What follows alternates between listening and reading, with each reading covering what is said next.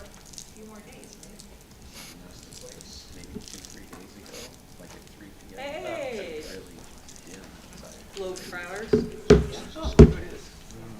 Hey. You returned from the other side of the world. What's that? Mark 28th. Mark 28. Now that everybody is here, 7 o'clock now. good evening, everyone in the audience and everybody at home that is watching tonight. Nothing Let's go ahead. Well, first of all, we'd like to begin our meeting by acknowledging that the land on which we are gathered is the territory of the Ottawa and Chippewa peoples, who have stewarded this land throughout the generations. We thank you for your strength and resilience in protecting this land and inspiring us to uphold our responsibilities to do the same. So let's open up with the pledge allegiance to the flag. I pledge allegiance to the flag of the United States of America and to the republic for which it stands, one nation, under God, indivisible, with liberty and justice for all.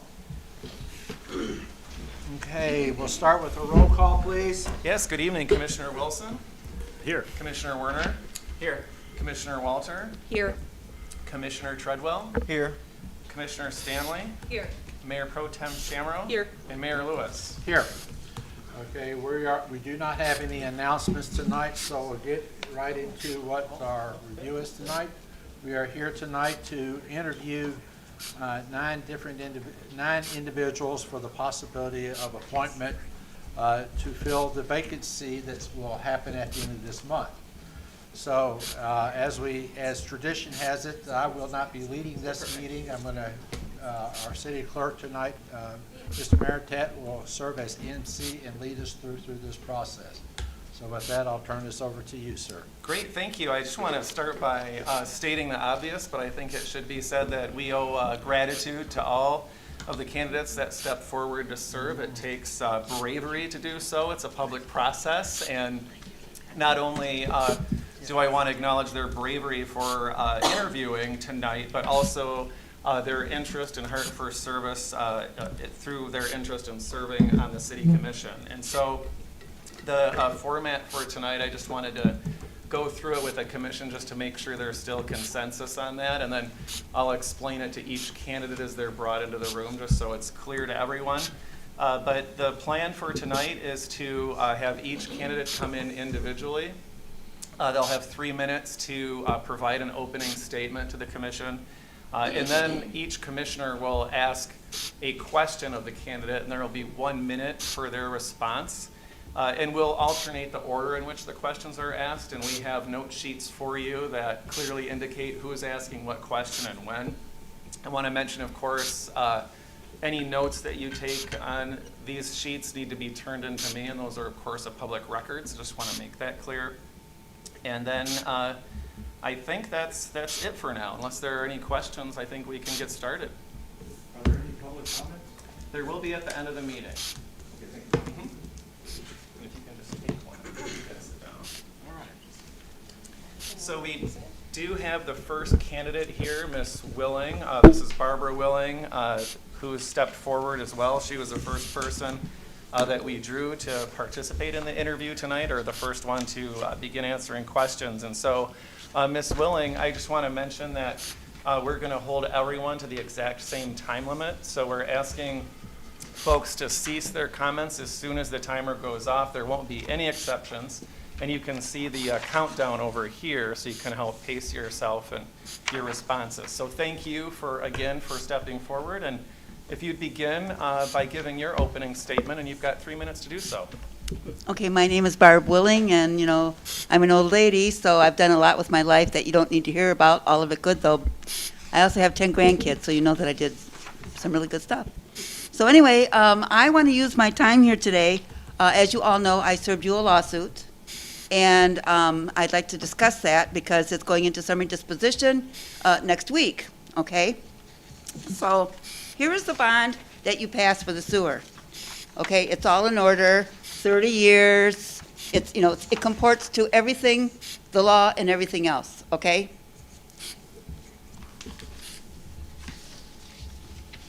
Here is, as soon as I find it, where'd it go?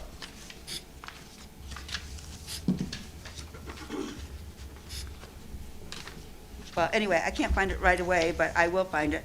The note that you guys passed for the light and power. It is the most garbly-gooky thing that you've ever seen. It has a note in there. It's a note. It's not a bond. It's a note. And the note, oh, I'm so sorry that I'm so discombobulated. Oh, here it is, right here. Yeah, here it is. Here it is. This is your published note. You passed a bond. The bond says bond and notes, so that's in the minutes, okay? This says bond or notes, but it's not a bond, it's a note. Definitely a note.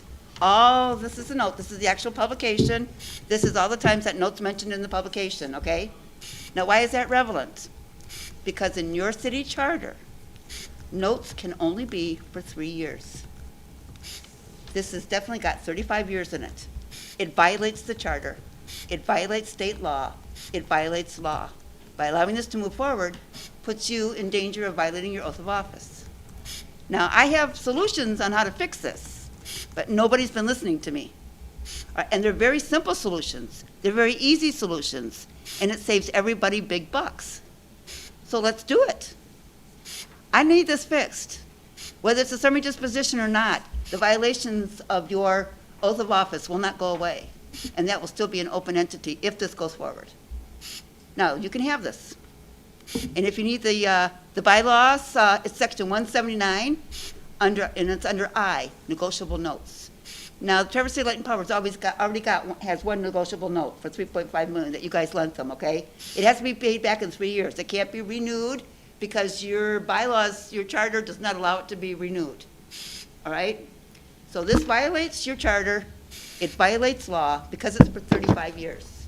35 years here. These are not my rules. This is how it's published. And I'll leave this Ms. with Willing, you. thank you. Thank you I'll for leave it that with you. opening statement. And we'll next turn to Mayor Lewis, who's going to ask the first question. And please keep in mind that your response needs to be within the context of the question.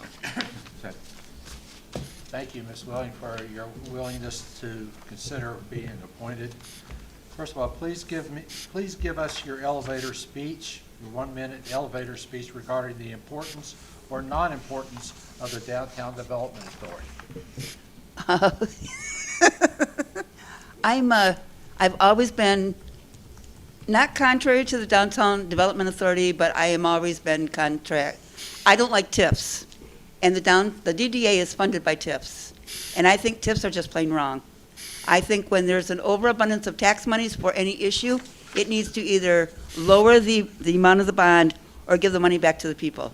Instead, the money goes towards the DDA to fund, private property, basically, with our tax monies. And yes, I'm against that. Not against the DDA, I'm against my tax monies going to fund private entities. Yes, I am. Thank you. Well, Ms. Willing, if you wanted to expand on that, my question for you is, what are your thoughts on TIF, tax increment financing? Literally, and this is not an exaggeration, you can ask everybody that you know, that I know. I've been fighting TIFs for about 20 years, and I always thought it was a bad idea. I still think it's a bad idea. If people knew what TIFs really were, then, and I have no problems funding things. Bring it to a vote to me. I'll fund it. If it's a worthy thing, I'll fund it. I'll fund the bus thing because it's worthy. I'll fund things. But bring it to me. Don't steal my tax monies to fund private entities. I have a problem with that, yes. Thank you. So, getting off of the subject, the city is currently in the process of rewriting our master plan. So what do you see as the most critical issue to address in the new plan, and what is your vision for our city?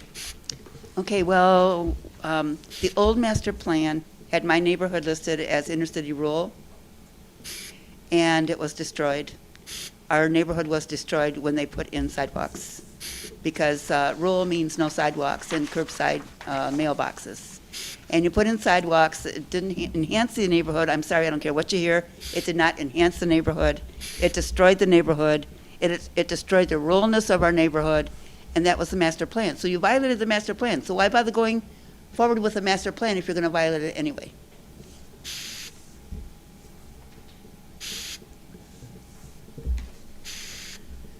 What is something you feel that Traverse City government has not paid enough attention to over the last 5 years?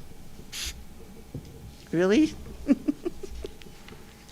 For the last 3.5 years, we've been throwing around the fiber optics. And instead of actively trying to figure out how to handle that, we ruined it. We really did ruin it. And we really need to bring fiber optics to a vote of the people. Otherwise, what's going to happen there is that the fiber optics is going to bring down the Traverse City Light and Power, which, by the way, I consider a jewel of the city. We are so lucky to have that. And it's so well managed. But unless if the Traverse City Light and Power doesn't separate and put it into a different utility, I'm telling you, it's going to fail. It's already I can already see it. It's already occurring. The fiber is already running in the red, and it's a shame. It didn't have to be that way. Thank you. Thank you. My question is, how would you describe your approach to working with different kinds of perspectives to achieve consensus on our commission? Do we really want to seek consensus, or do we want to utilize all opinions and try to work within that realm? I'm not so sure seeking a consensus. We don't need like-minded. We need to have all parties represented, and the majority rules here. A five vote is the rule. And there used to be a guy on this board, Jasper. I don't know if y'all remember Jasper, but Jasper was a no vote constantly. Well, I honestly would like to be your Jasper. We need a Jasper. He sat on the board for like 25 years. He was a really good friend of mine. And yeah, I'll be your Jasper.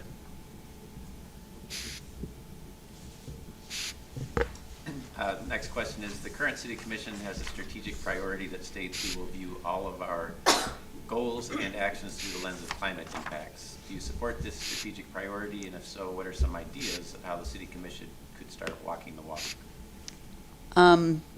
I didn't quite understand. Are you talking about climate? Climate change. So Climate change? We said that climate change is important to us, and I'm looking for some ideas on what we could be doing as a city commission to take some action. Well, we already have electric vehicles, and I'm not so sure we're thinking about this all right, because a lot of fossil fuel is needed to put together an electric vehicle, and then to charge that vehicle is like more fossil fuels. So, are we really doing it right by buying an electric vehicle when we have to use all these fossil fuels to fund it? It seems to me that we need to live right, live frugally. I'd like to see community gardens. That's what I would like to see. And a lot of the open property that we have that's unbuilt, I would love to see community gardens. More than just a children's garden or whatever. I think that would be great. Thank you. I just returned from abroad, so I apologize that I didn't have a question prepared ahead of time, but I think a good one to ask all the candidates is, in the last election, there were 3 regular seats vacant that ran virtually unopposed. Why do you think there was such a lack in civic You mean engagement? for Traverse City? Yeah, for Traverse City Commission. The school boards have the same problem. Oh. Apathy? I don't know. But I've already made it pretty clear to a few people here that come next year I'll be running for the board. So put me on the board or not, I'm trying to run a very active campaign. That's if I don't poof ahead of time, okay? There's a good chance I might poof. Good question. Thank you. That concludes our first round. Appreciate your time, and if you'd wait in the committee room in case we have a second round, and you're invited to participate in that, we'd appreciate it. So thank you. I may want to go home anyway. It's up to you. Thank you. You know what? Honestly, my vote would be for Brian McGilvery, but that's just me. Thank you. Take one and pass it down. Yep.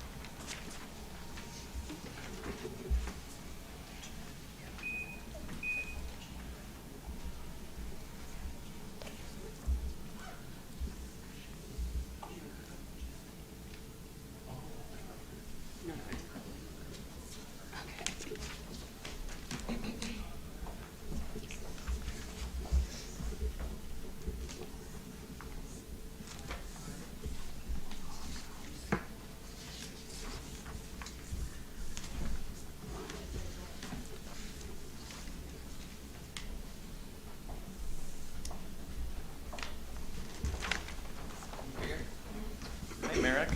Hi, thanks for joining us. Please make yourself comfortable, and I'll say what I'm going to say to all candidates, and it's sincere. Thank you for your interest in serving, for the bravery in stepping forward and being willing to participate in this process. We appreciate that, and I think you're aware of the format for tonight, but just to make sure, we're going to begin by asking you to give an opening statement. There will be 3 minutes for that. And then we'll have each commissioner ask you a question. They'll all be different. There's 1 minute for each response to each of those questions. We're not going to have any flexibility on the time restriction because we're working to be equitable with everyone. And so as soon as you hear the timer beep, please stop talking, even if you're mid-sentence. And you can watch the countdown on that timer there so you can help pace yourself. Okay, thank you. All right. Any questions before we begin? No, thank you. All right. So if you would, just start by giving your opening statement, anything you'd like to share. Thank you. Dear Commissioners, I come before you today because I am interested in the City Commission appointment. I am 35 years old, a homeowner in Slabtown, and recently married. I work at a startup company inside 20 Fathoms, our startup incubator. I took interest in serving as a city commissioner for our city because I want to raise a family here in the vibrant economic center I grew up visiting from Glen Arbor, Michigan. After finishing in second in the November 2021 election, I furthered my city engagement by restarting the Slabtown Neighborhood Association. This has enabled all of us in the SNA to enhance and invigorate communications in this vibrant part of our city.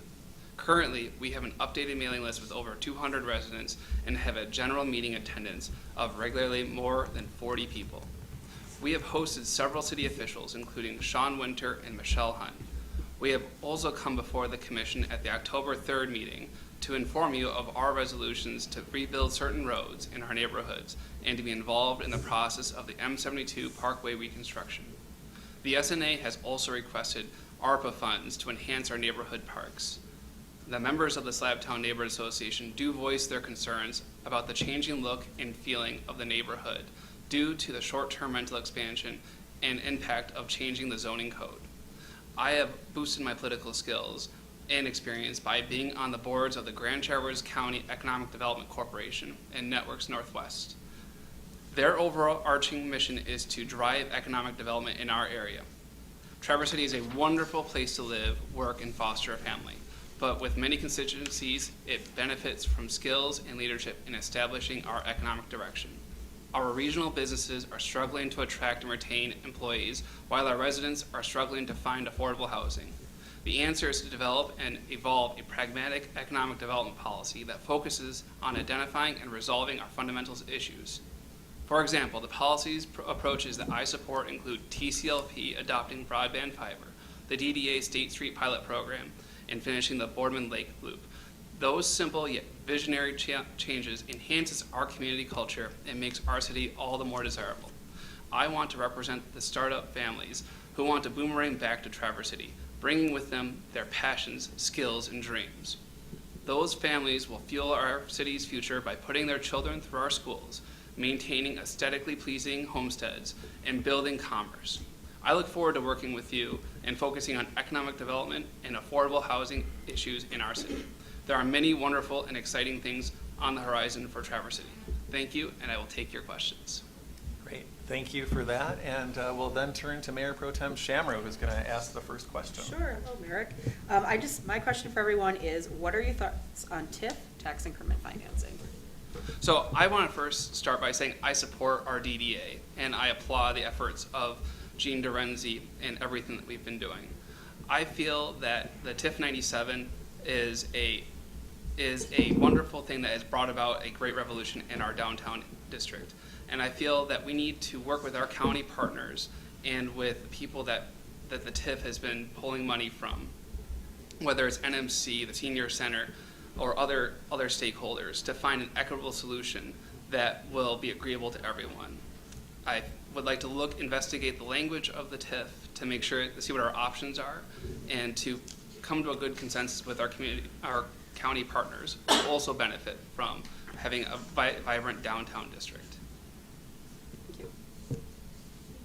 So the city is currently in the process of rewriting our master plan.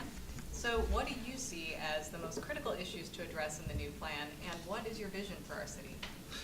So I think that with our city that we really do need to focus on economic development.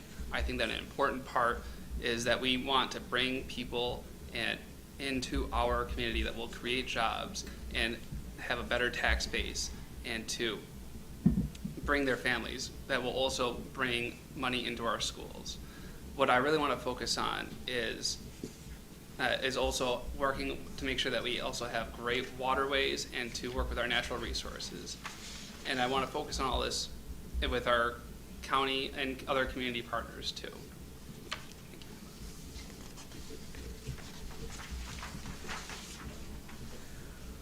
What is something you feel that the Traverse City government has not paid enough attention to over the last 5 years?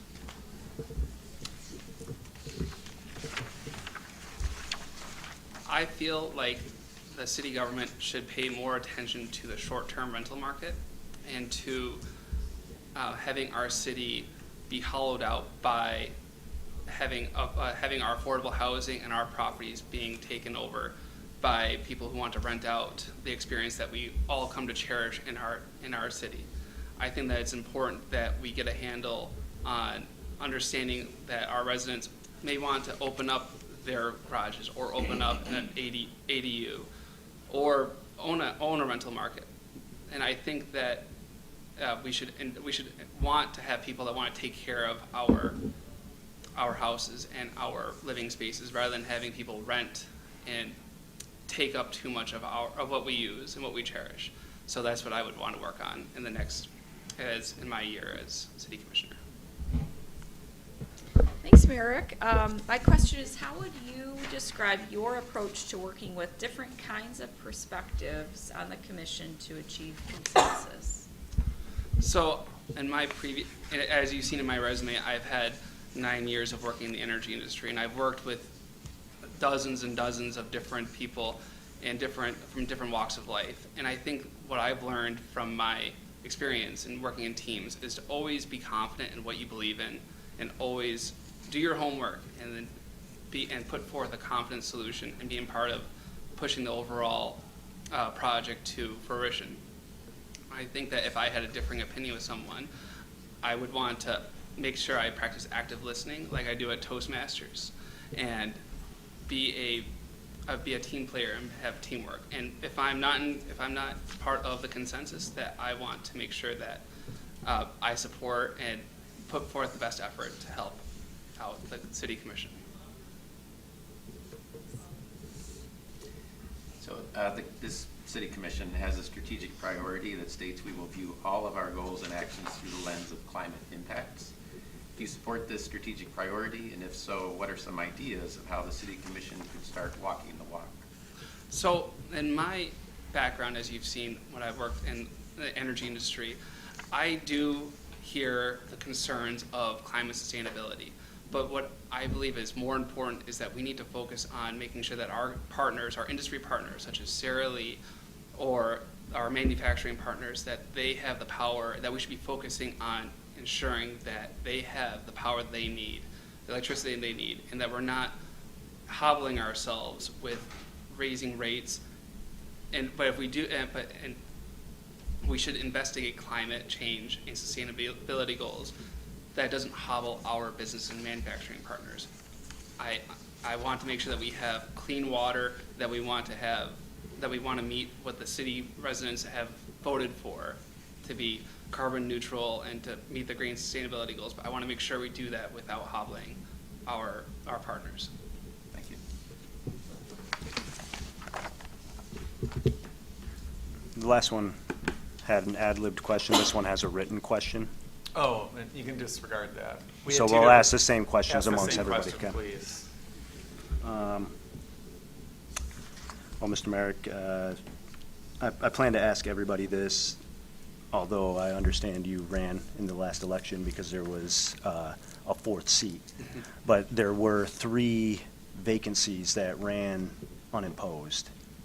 And I would just like to get each candidate's thoughts on why they think there was such low civic engagement. So I believe that that there is going to be a revolution with people wanting to participate. It's just a matter of, I think that coming out of COVID was tough on people, and that when we bring these things to the public, like that's what I did when I came in second in the 2021 election. I wanted to represent our city, and I wanted to make sure we got the news out, whether it was running our Facebook page or if it was writing letters or starting up committees. I think that the city has wants and goals, the residents do, and I want to make sure that they're heard. And I want to make sure that when we talk about how to get engaged, whether it's running for city commission or if it's being part of a city or county board, I want to inform everyone as best I can so that we can get the consensus of what the community wants and that we can get the skills and leadership to bring our city to the bright future that we all want. Great, thank you, thanks. Now we'll turn to Mayor Lewis. Okay. Mayor, please give us your, well, it's the last one. Again, thank you for participating in your desire to serve our community. Please give us your elevator speech regarding the importance or non-importance of the Downtown Development Authority. So, I grew up in Glen Arbor, Michigan. I remember coming out here in the 90s, and the downtown was drastically different than it is right now, thus TIF 97, which I fully appreciate. I remember that there were vacant buildings, and I remember that 101 North Park used to be a hollowed out shell, and that when we have a vibrant downtown, when all that stuff's rebuilt, it is a breath of fresh air.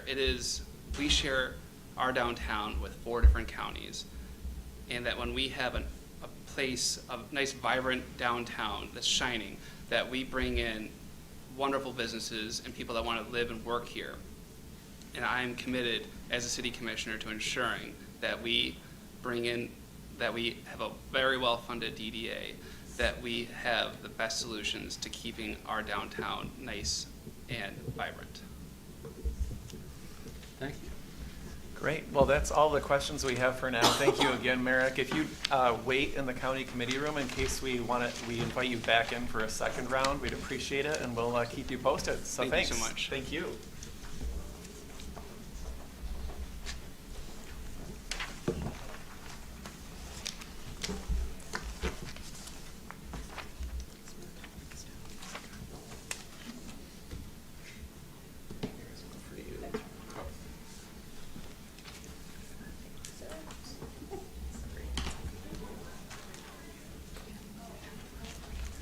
I think they're having a lot more fun on that committee than we are out here. Well, they've got snacks. We got cheated. Yeah, they do cheat. Hi, Linda. Hi. This is nerve-wracking. Oh, well, we appreciate you joining us, if that makes it feel a little better. No, I'm still racked with nerves. Well, you remember the Planning Commission, right? Yeah. I do. So thank you. I've said this to each candidate, and I mean it. We appreciate your interest in serving, your willingness to step forward, and it requires some bravery, right, to go through a process like this and to serve on the City Commission. We're grateful for that. You're probably familiar with the format for tonight, but I just want to explain it real quick so we're sure that we're on the same page. We're going to give you 3 minutes to provide an opening statement where you can share anything you'd like, and then there will be a question asked by each of the commissioners, so 7 different questions, and your response to each of those questions is limited to a minute. And we're going to ask everyone, so there's equity, that as soon as you hear the timer beep, if it does, that you stop at that point in time, even if you're mid-sentence. And if you'd like to help track your time and your pace, you can follow that little timer there. And so with that, we're going to ask you to give us your opening statement. Great. Thank you. I know better than to write an opening statement, but I did write an opening statement, so I wouldn't blather on. So I'll read it as well as I can. I want to thank you all for considering my candidacy tonight. And after my 6-year tenure on the Planning Commission, I certainly thought about running for a city seat, but I have aging out-of-state parents, well, I had 2 at that time, that made that time commitment impossible. But now, given this rather unique opportunity, I hope to be able to join in the conversation of decision-making for issues in Traverse City. So thank you. It feels important to me anyway, that the person who tries to fill Ashley's shoes, and it will be difficult, be someone who understands the ins and outs of our city government and the pressures that make almost all conversations complicated. I want the person you choose to be someone who understands how difficult and time-consuming the work is and who isn't afraid to speak up at meetings to seek consensus. And I think I have those qualities and could be that person. My husband and I represent city dwellers of a certain age who are not afraid of change and who look forward to what Traverse City can become. Our 140-year-old house sits surrounded by the downtown development district and at the edge of the Boardman neighborhood. We live a door down from Jubilee House. We share the alley with the Park Place Hotel and look out at the government buildings from our front porch. We are definitely immersed in civic life here. You might ask why we bought it. No, we love our house. Friends have asked why we didn't buy on one of the peninsulas when we moved here 15 years ago, but that was never a consideration for us. We were committed to being part of the hub of Traverse City, the urban center of a recreational mecca. That decision provided us a walkable lifestyle, which allows us to fill our garage with only one car, 5 bicycles, and 4 kayaks. During my planning commission tenure, the city sought approval to become a redevelopment-ready community. The assessment report came back giving Traverse City high marks in most areas, but there was one glaring exception. The red mark was for not marketing a clear vision of how we wanted the city to develop. Someone from the city at that time remarked that we didn't have to market our needs and wants since developers were lined up with projects. That concerned me then, and it continues to resonate. I fear that we still lack a clear sense of what we want to become. It is my belief that at this time it's important that we commit to serve the 15,000 people who live in Traverse City, working, playing, raising families. If we have... Thank you. I'm sorry to cut you off, but we're just wanting to be even with everyone, Okay. right? So thank you for your opening statement, and Commissioner Stanley is going to be the one to ask the first question. Okay, good. I'm sure you're aware, the city is currently in the process of rewriting our master plan. Yes. So what do you see as the most critical issue to address in the new plan, and what is your vision for our city? Yeah. It's important to me that this rewrite of the master plan try to bring together what seem to have become factions in the city of different ways of looking at this. Is this a charming resort town, or is this a city which is an economic hub for this region of Michigan? And so I hope that through this process, we will finally come to some answer and some agreement, some consensus on where that wants to be. And again, I feel that committing to serving the city residents first will make the place appealing to tourists to come, because we're happy living here and we're housed and we're sending our kids to school, and it's a place that appeals to the people who live here, and so tourists will continue to come. But I think serving our residents is first and foremost important.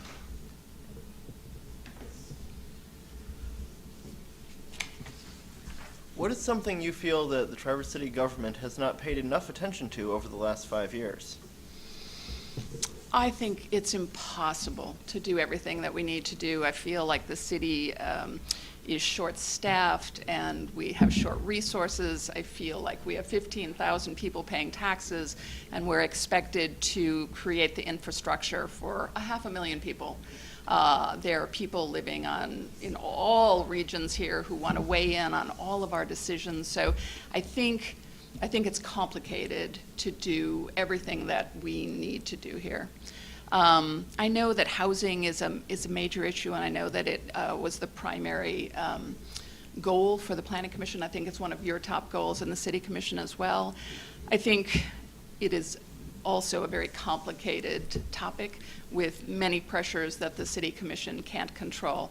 I do hope that it stays first in our line of sight, though, and that we continue to push where we can to make that. Thank you for your response. Sorry. Goes by quick, doesn't it? It does. Thank you, Linda. My question is, how would you describe your approach to working with different kinds of perspectives to achieve consensus? Yeah. For some reason, I have a reputation, I think, as being someone who is a good listener and someone who does seek consensus. I do have strong opinions, but as I led the Planning Commission, I think that I was able to listen to different voices and try to negotiate a middle that was satisfying for most people most of the time. So I like to not come into the room with an agenda, and I like to do homework and research and make decisions that way. I don't know. It has pleased me to hear that I have a reputation of being solid and someone that's trusted in decision making. Thank you. Hey, Tim. Hi. The current city commission has a strategic priority that states we will view all of our goals and actions through the lens of climate impacts. Do you support this strategic priority? And if so, what are some ideas of how the city commission could start walking the walk? Again, complicated.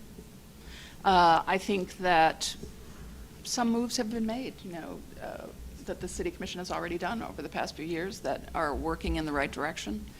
I would like to think that we could continue to be a place that becomes more and more walkable.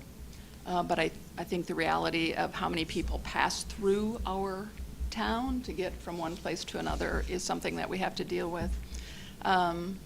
I'm happy to hear that we are going to do what needs to happen in downtown to protect our waterway with potentially damaging sewer pipes that are aging. I hope that the master plan really speaks to sustainability and to climate and has that as a primary goal. But I don't know, I can't say specifically what I think needs to happen. Thanks. No. Hi. Hi. So, in the last regular election, there were 3 regular seat vacant and only 3 candidates. And I was asking all the interviewees today to kind of, if they could speak to why they think that was. Yeah. I don't know why that was. And it was surprising to me how many people came forward for this. It was pleasing to me. I really stepped forward thinking there's not going to be anybody. And so I have the experience and I'm willing to put in the time. So I don't know why. I worry about that. But to me, this is very satisfying to see 9 people willing. I'm happy about that. I hope that continues. Appreciate you. Yeah.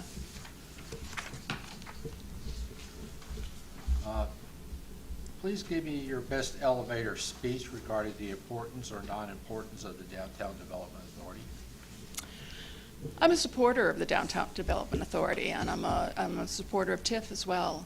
I think so much of our success since 2008 can be attributed to the focus on the downtown, both for the tourism sector of our economy, but also for local people as well. I really appreciate that TIF is one of the only ways we can get money from the region to help us, because without money from the region, I don't see how we can accomplish what we need to accomplish in this town. I keep looking for a comparable place in the country that has the burden of what we carry, of how much we have to accomplish with such a small tax base. And so for me, TIF is one of those things that at least reaches into other pockets for sources to help us continue. Thank you. Well, just in case you wanted to expand on that, Yeah, this has been no. working out, that my question is, what are your thoughts on TIF, tax increment financing? Oh, yeah, so that's where I am right now. We live right on the edge of the downtown. As a matter of fact, our homes were supposed to be part of the district, and we kind of pushed back on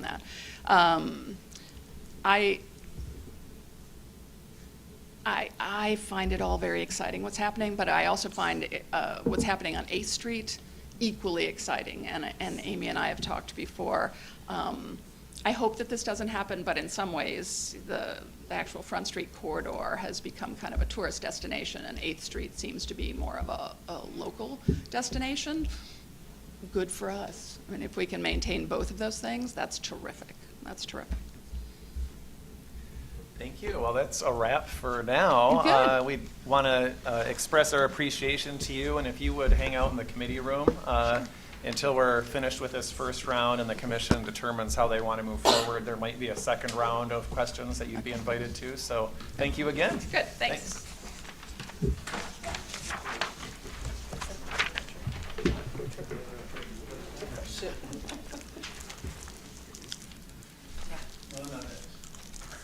Roger's back. You showed up, we might just point you now. Ben, do they not know that they're next till Sarah goes and says who's next? or She's they- sharing with them the order. So they know the order. So if they're 7th, they know they're waiting. It's not Yes. every time they come in like, is it me? Right, right.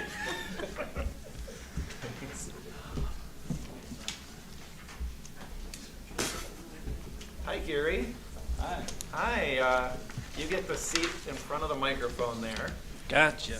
Thank you very much for joining us. And I said it earlier, but I'll say it on the record that we're grateful for your willingness to step forward. It's encouraging to see so many folks with bravery to, if you will, participate in this process and to potentially serve on the city commission. So thank you for that. And I believe you're aware of the format, but just to reiterate it, there will be 3 minutes at the beginning here for you to give an opening statement. You can share whatever you'd like.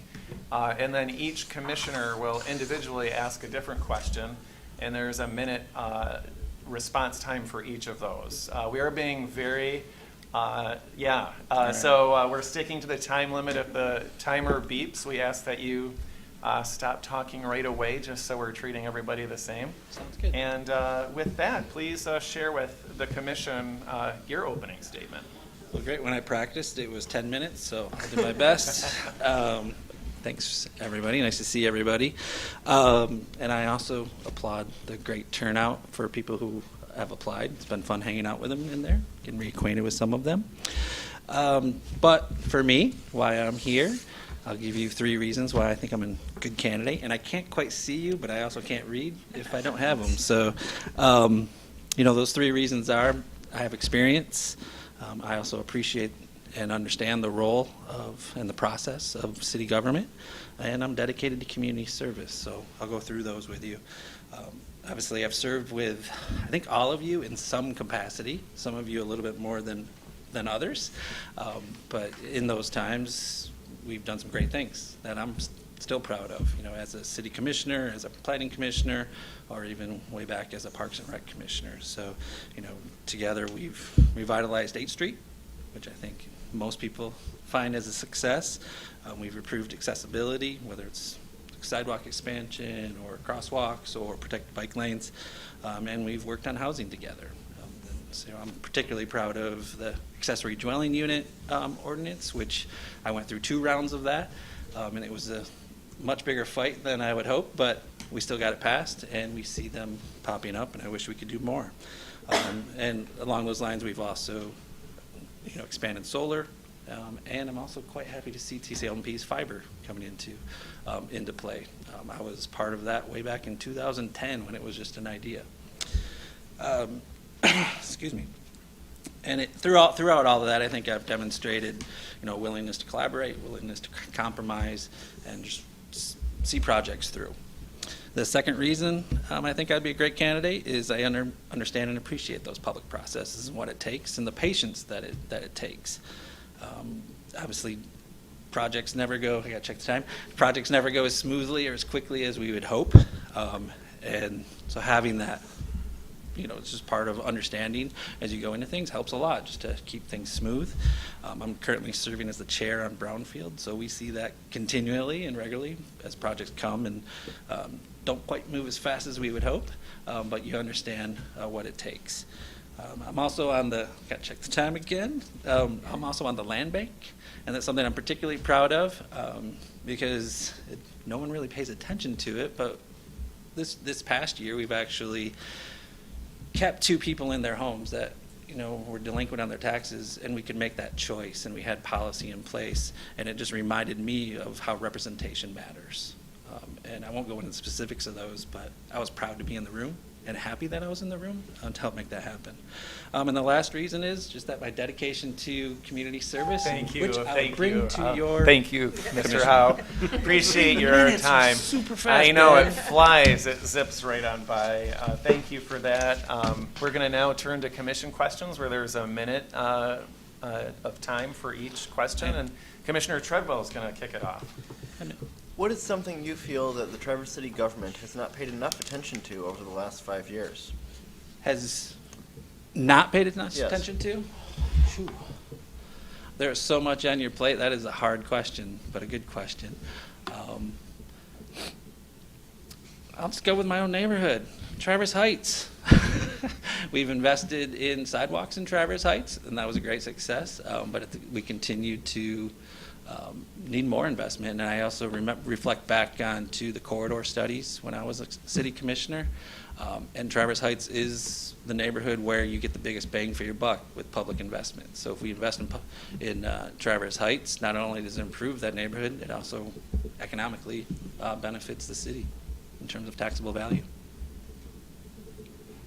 Good question. It's Okay. yours, yes. My question, Gary, is how would you describe your approach to working with different kinds of perspectives to achieve consensus? To achieve consensus? Well, I would start with, you're always trying to collaborate, and you're always trying to find out what information is needed to move a project forward. But that doesn't necessarily mean that you're going to get everyone to vote for it. So like on the brownfield, we don't always have 7-0 votes or 9-0 votes. But do we, as chair, I always see it as my role, is everyone informed enough to make a vote? And bottom line, that's really what we have to get to. So you compromise enough to when you can, but you also got to make sure that the projects keep moving so you don't indefinitely just are seeking information to seek information.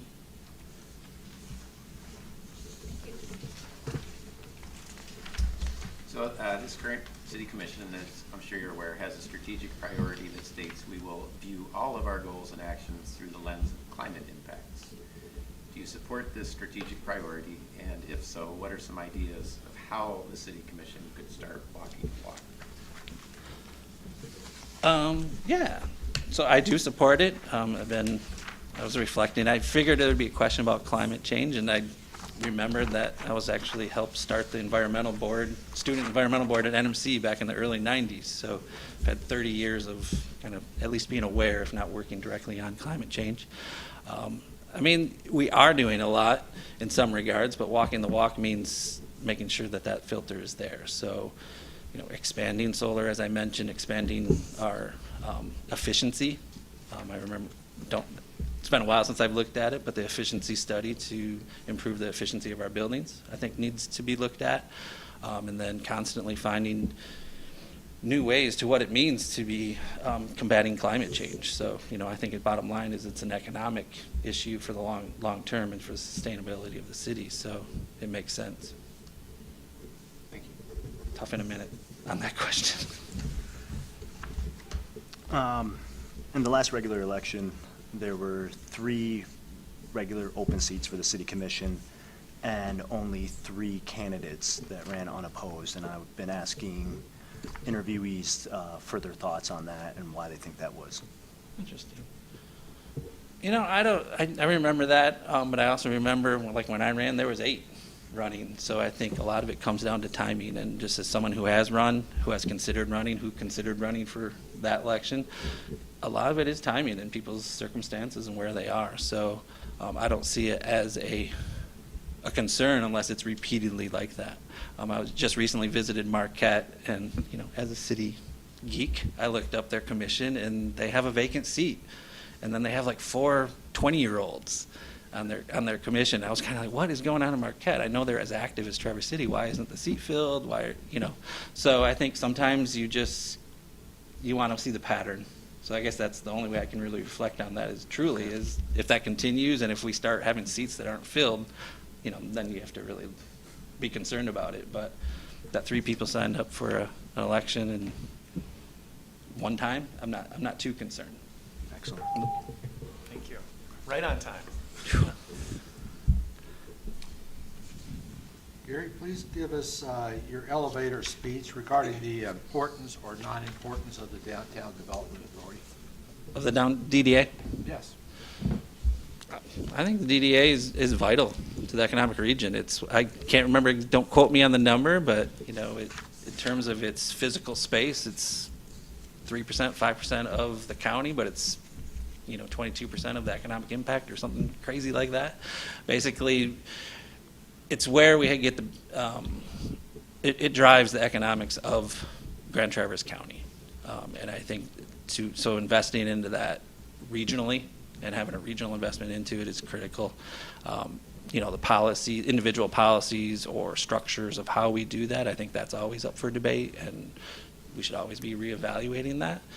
But I think to the vitality of the region, it is economically critical.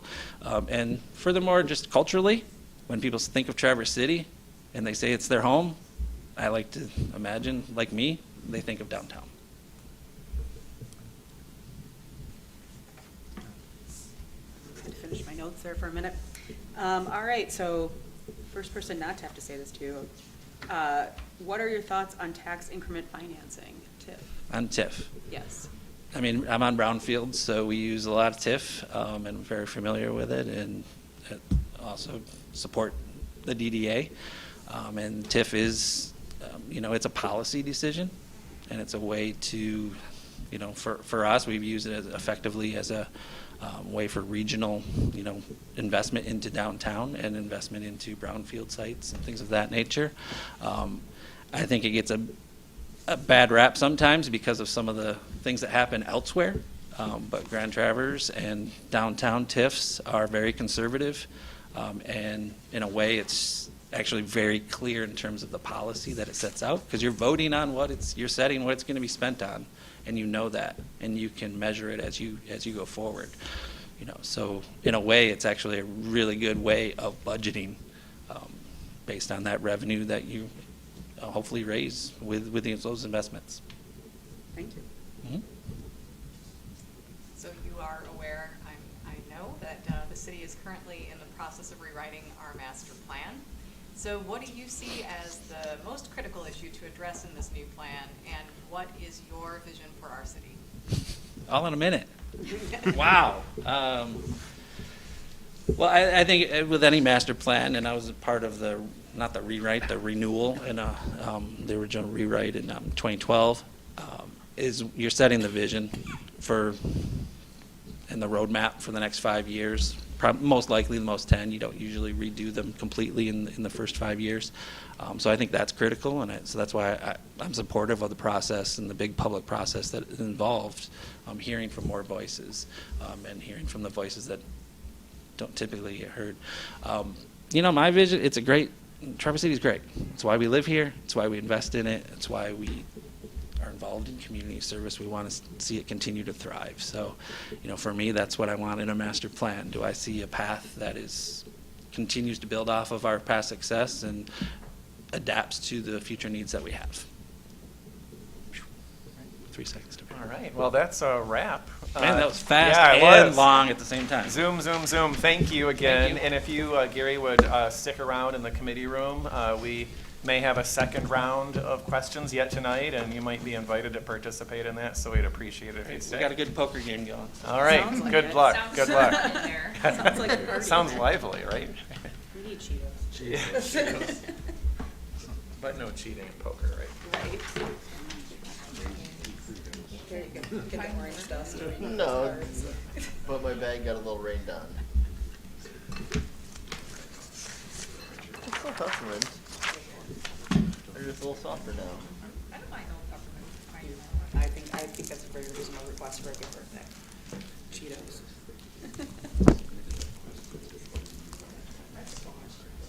Yeah. Hi, Ken. Hi. You get the seat in front of the microphone. Thanks for joining us tonight.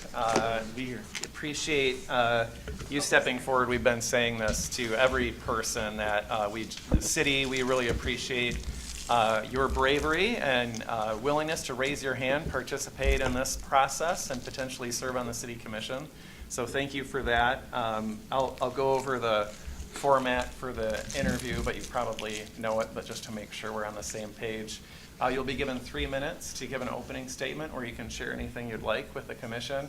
And then there will be a different question asked by each of the 7 members of the commission. There's 1 minute allotted for each response to those questions. So that we're consistent in treating people equitably. If the timer beeps, that means your time is up and we ask that you stop right then, even if you're mid-sentence. And if you want to pace yourself, there's the display there that'll track your time. And I've been meaning to ask this of every candidate before we start, but do you have any questions before we begin? I don't think I do. All right, great. All right, well then why don't you begin by giving your opening statement? I think I'll use my 3 minutes of opening statement to tell you a little about myself, aside from what you may already know. Married, 3 children, city firefighter, paramedic, and city resident. I am also a licensed mechanical contractor, but that side hustle is just a small amount of money that helps pay for the extra stuff that my view of the Bay doesn't pay for. If working public service wasn't evidence enough, I'm someone who cares very deeply for other people. I've heard commissioners mention our city's most vulnerable, and that really hits home for me because I can tell you exactly where they live and what's inside of their houses or what the inside of their campsite looks like. I can very comfortably say that geographic location and income level in this city have zero bearing on physical and mental illness. I value integrity, doing what you said you would do, even when it hurts or becomes more than you bargained for. Doing the right thing, even when no one's looking, simply because it's right. Holding people accountable for their actions when it involves tough conversations and tough questions. I think clean water and fresh air aren't the first things on people's minds usually until they become deprived of them. In this regard, I think being proactive is favorable for issues related to climate and the environment, rather than crossing our fingers and hoping for the best. Doesn't it just seem right to leave the world a little bit better than we found it? There's a lot of perspectives on how to best handle climate change, but I think the practical approach is to take on opportunities where they present themselves as often as possible. We're doing good, but there's a long way to go. How do you eat an elephant? 1 bite at a time. Rather than dwell on problems, I prefer to look at challenges and opportunities. Opportunities to better provide our services to our residents while accomplishing the goals this commission set to overcome the challenges it identified in order to move the city forward. It's hard to really explain how exceptional of a place Traverse City is to live unless you live somewhere else. This is why this region is experiencing incredible growth and record numbers of visitors. People want to be here, they want to live here, and they want to work here. I've heard a lot of people say that Traverse City will become an Ann Arbor or Grand Rapids, but I don't think that's ever going to happen because we aren't those cities, and I believe it's them who want to be like us. People across this state and country know about Traverse City because of what we're doing differently here, promoting a better life through community, diversity, and just thinking differently. I truly hope that you will select me. I believe we care about the same things, and my different perspective will benefit your decisions that you have to make in the next year. I want to help you. I have ideas. Please let me help you. Thank you for that. We're now going to turn to Commissioner Walter for the first question. Thank you. My question is, how would you describe your approach to working with different kinds of perspectives to achieve consensus on the city commission? One more time. Sure. How would you describe your approach to working with different kinds of perspectives to achieve consensus on the city commissions? I think we all come from different backgrounds, upbringing, different worldly views. We all have different experiences in what we've done for work or what our education was, and that helps broaden us. And then when we can put those pieces together, if everyone's willing to listen and enjoy what everyone else has to say, that's where a better piece It's where a better product is going to be developed, is where everyone's input gets put in. It's not what I think. It's not just what one person thinks. It's what everybody thinks.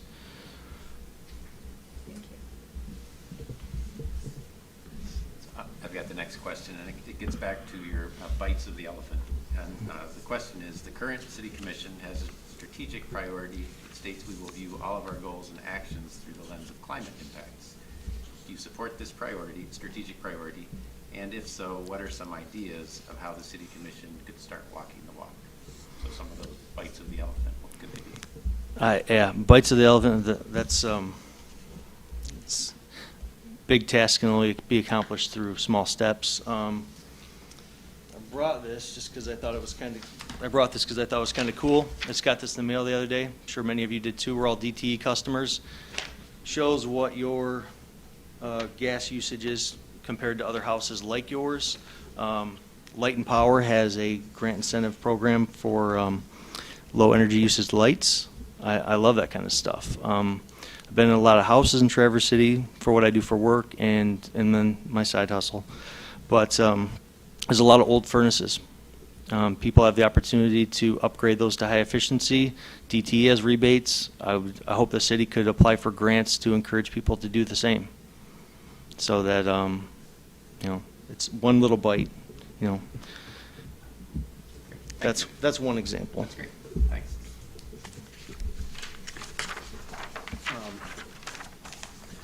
In the last regular election, there were 3 open seats and only 3 candidates that ran. And so I've been asking interviewees for, if they could speak to that, their thoughts on why that was, why such low engagement.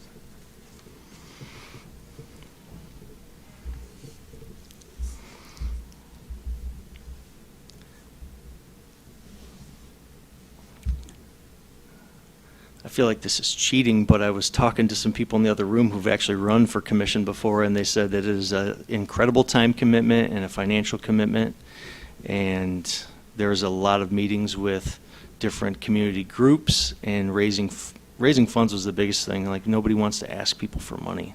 I 100% agree with that as someone who has raised money for lots of different things. Chicago Marathon, I ran it, had to raise money. I hate asking people for money. So I can see that as a big obstacle for people that want to run for commission. Money, the time commitments, and it's easier to complain than to be involved. Thank you.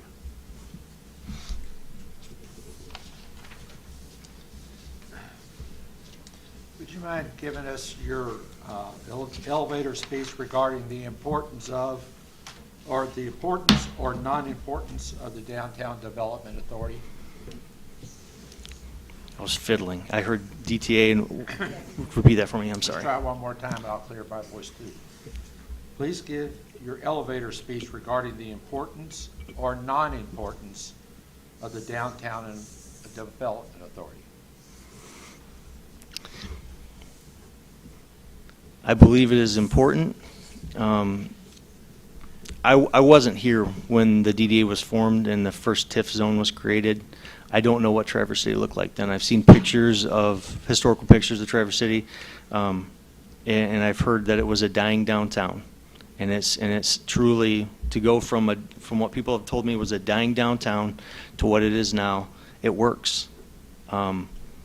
So the proof's in the pudding. You can't argue with that. It works. It has saved this downtown, and it's made this area, it's created downtown Traverse City as the hub. I was recently last summer up in Munising, and I looked into their government a little bit, and they have a DDA and a TIF, and they are very early in when they established it to now. I mean, a long period of time hadn't passed since they had started. Thank it. you. Thanks. All right. Good job sticking with a rule, too. Right. Well, as has happened with several of our candidates here, allow me to step in and give you the opportunity with my question to ask, what are your thoughts on TIF, or tax increment financing? So proceed where you were, basically. It's been an incredibly effective tool for taking care of the infrastructure that is needed. And it has the opportunity to take that money and allocate it for specific things. It works. It's a good thing. I think the discussion that absolutely has to be had was, is it going to be something that exists in Traverse City forever? Does it need to exist forever? We have created an amazing downtown. Is it time to put that money back to other places? It's a great discussion to have. You can't argue with it that it's worked, though. And it will continue to work. If it's left in place, it's going to continue to work.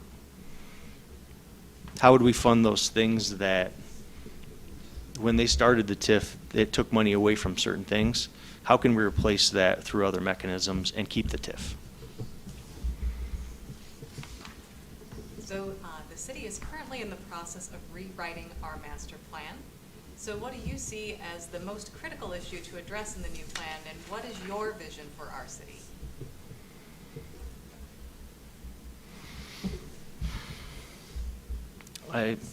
I've always felt very, I've been proud to be a resident, but I'm proud to be a servant of the city.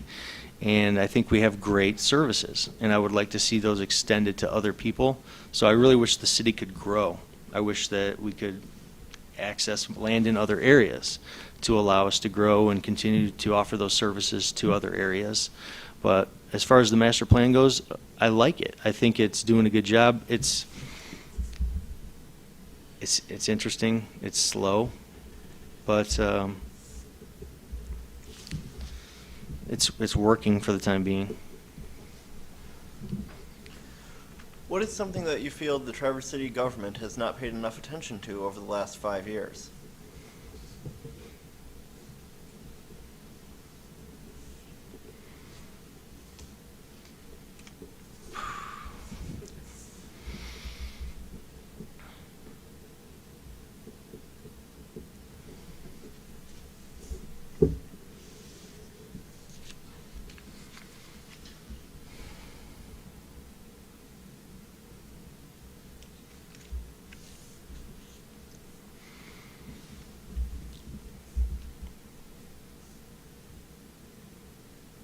We're doing a good job with homeless outreach. We're doing a good job of building affordable housing as fast as we can with, with private development. So we're doing some good things that the commission has set goals to accomplish. As far as things that we could be doing better, I'm curious to see where the stormwater runoff plan is going. What was that last part? I saw the clock go to 0 and it didn't beep at me, so I was kind of. I could tell you were stopping, but yes. I was watching it. Yeah, the stormwater runoff plan. I'm curious to see where that's gone. So that's it for the first round. Thank you, Ken. If you would hang out in the committee room for a while, we might have a second round, and you might be invited to participate in that. So if you'd stick with us, and thanks again. All right. Yeah. With the, I need to remind us to speak up, because the mics are catching us, but I don't think many people can hear us. Oh, Yeah, it's sure. hard. Yeah. I can hardly hear everybody on the end. either. Okay.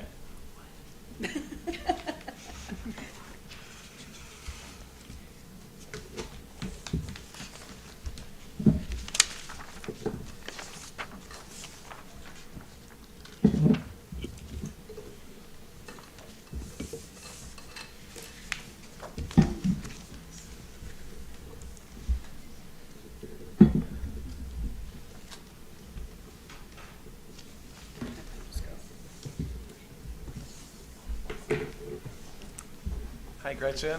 Hi. Hey, thanks for being here. You get the seat with the microphone. All right, great. So we've said it to everyone, and it's because it's true. We thank you for your interest, your willingness to step forward. It takes some bravery, right, to participate in a process like this and potentially serve on the city commission, so we're appreciative of that. And I think you know the format for tonight, but I'll just go through it real quick just to make sure we're on the same page. At the beginning, once I'm done with my little spiel, we'll ask you to give an opening statement to the City Commission. There will be 3 minutes for you to do that. And then each commissioner will ask a different question There will be 1 minute allotted for response to each of those questions.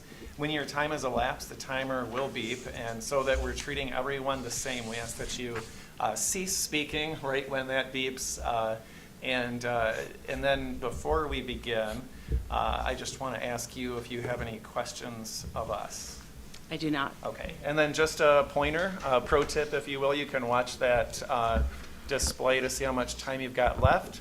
And I just want to remind everyone up here to please speak with a degree of volume so that folks can hear you in this room, because the heater's kicked in and it's a little bit harder for folks to hear. So with that, Gretchen, would you give your opening statement? Yes. Great. Good evening, City Commissioners. My name is Gretchen Carr, and I am a resident of the Central neighborhood. Throughout my life, I have enjoyed, and I continue to enjoy, observing the culture of Traverse City. For me, the culture here is deeply connected to our geography, and that geography has contributed to my values and my identity. I believe that that deep connection to our geography is a common trait that the people here share together. Traverse City has always been home to people with a vibrant creative energy, and that energy has created a community that values education, inclusivity, and forward thinking. But with every great place, there are tensions that lie at the heart of when a community is evolving. This brings a central question to the people of Traverse City. As our leaders work together and apply innovative solutions that improve the quality of life for all people living here, we will need to decide if we remain a small town or become a city. How will we encourage visitors to respect our public lands and honor our shared values? How will we keep working class families living here? How will we continue to improve our sewage and water systems? How will we nurture the growing technology industry and attract sustainable manufacturing? How will we make the best use of our green spaces? How will we make our commutes more safe and efficient? How will we improve our waterfront? What compassionate solutions can we find to remedy homelessness? How will we minimize the negative impact of the short-term rental? How will we encourage more civic engagement? What prompts my civic engagement? Earlier this month, as I watched the Downtown Light Parade, I couldn't help but notice the pride that radiated from the faces of people viewing the parade, and also those who were in it. Traverse City has always had a distinctive spirit. If we make decisions that elevate the spirit of Traverse City, it will only continue to grow more stronger, more inclusive, and more beautiful. If selected, I promise to be a good listener, a thoughtful observer, a creative thinker, and a strong representative for Traverse City. I look forward to answering your questions. Thank you. Thanks for that. We're going to turn to Commissioner Werner, who's going to ask the first question. So this current commission has a strategic priority that states we will view all of our goals and actions through the lens of climate impacts. Do you support this strategic priority? And if so, what are some ideas of how the City Commission could start walking the walk? Absolutely. I support any initiative that that allows us to live more comfortably here in Traverse City, and that includes efficient and logical commutes. That includes the efficient use and logical use of our green spaces, and those are the two main things that I can think of right now. Thank you. You're welcome. And also our water supply and our maintaining the quality of our waterfront.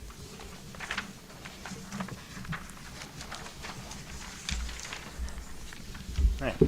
Hello. In the last regular election, there were 3 open seats and only 3 candidates had run, and I've been asking interviewees if they could speak to or give their thoughts on why such low participation.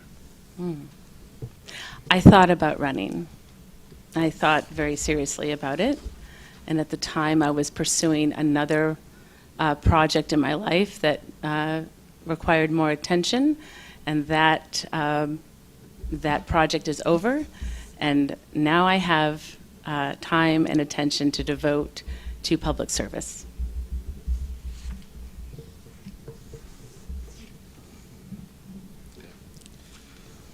Please give us your elevator speech regarding the importance or non-importance of the Downtown Development Authority.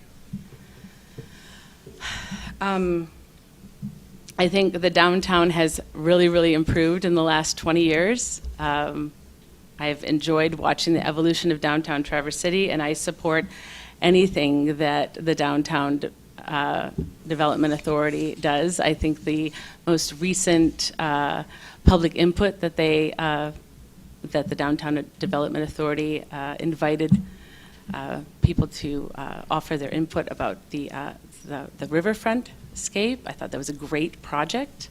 I look forward to seeing what that will look like. Sorry, I'm just finish my notes here. So my question is tangentially related to DDA. So what are your thoughts on TIF, or tax increment financing? I support any TIF project that Traverse City has done so far and will consider doing in the future. Great, thank you. The city is currently in the process of rewriting our master plan. So what do you see as the most critical issue to address in the new plan, and what is your vision for our city? That's a very complex question, and I can't give an honest response right now. Sorry. What's something that you feel the Traverse City government has not paid enough attention to over the last 5 years? Our sewage system.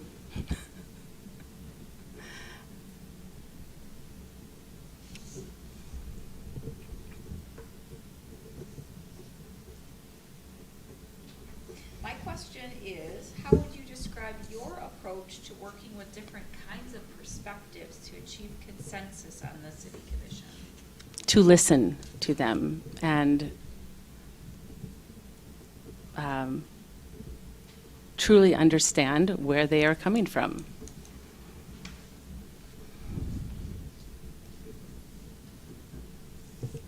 Great. Well, thank you, Gretchen. That's the first round. Appreciate your participation. And if you would be willing, if you would wait in the committee room, we might have a second round of questions, and you might be invited to participate in that second round. So if you'd stick around, that would be great. Thank you very much, Thank all of you. Thanks.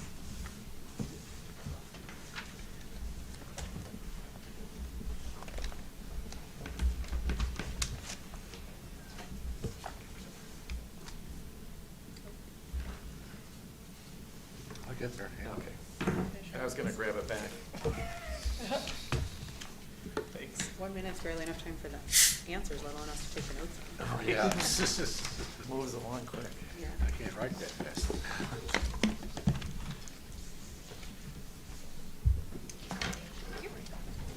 Hi, Jason. Great, thanks for being here. That's your seat, so make yourself comfortable. All right. We've said it to everyone, and we'll say it to you. Thank you very much for stepping forward to serve. It takes courage to do so, to raise your hand and answer questions in a public forum like this. And it also takes bravery to be willing to serve. So thank you for that. I'll go over the protocol, if you will, for tonight. I think you're kind of aware, but just to make sure we're on the same page. You'll be given 3 minutes at the beginning to give an opening statement to the City Commission. And then after that, each member of the commission, all 7 of them, will each ask you a question. You'll be given 1 minute to respond to each of those 7 questions. And as a little tip, if you watch the display there, you'll see your time ticking down so you can kind of pace yourself if that's something that you'd like to do. When your time has elapsed, the timer will beep, and we ask everyone, so all candidates, to strictly adhere to our request that as soon as it beeps, that you stop talking, as hard as that sometimes is. And before we begin, I just want to ask you if you've got any questions for me. I don't think so. Okay, great. Then please start by giving us your opening statement. All right, well, thank you. Thank you, commissioners, for having me here this evening. Give you kind of the Cliff Notes version of who I am and why I'm here. I grew up here in Traverse City in the central neighborhood. So, you know, in the summer times, I'd walk down and swim in the bay, and in the winter times, I'd walk over to Hanna Park and go sledding. When I was 19, I joined the Coast Guard, and I served in Alaska, the East Coast, and the Caribbean. Came back here, around 2001. I was here for about 5 years before moving to Cleveland for a while, and then also I moved to North Carolina. And then I came back here for good in 2009. And I worked at Munson for almost 10 years. And in 2019, I left Munson to focus full-time on a small screen printing business that I co-founded with a partner in 2017. We didn't survive COVID, but I landed softly over at Gallagher's Carpet and Flooring. I also pour beer a couple nights a week at Fresh Coast Beer Works right downtown.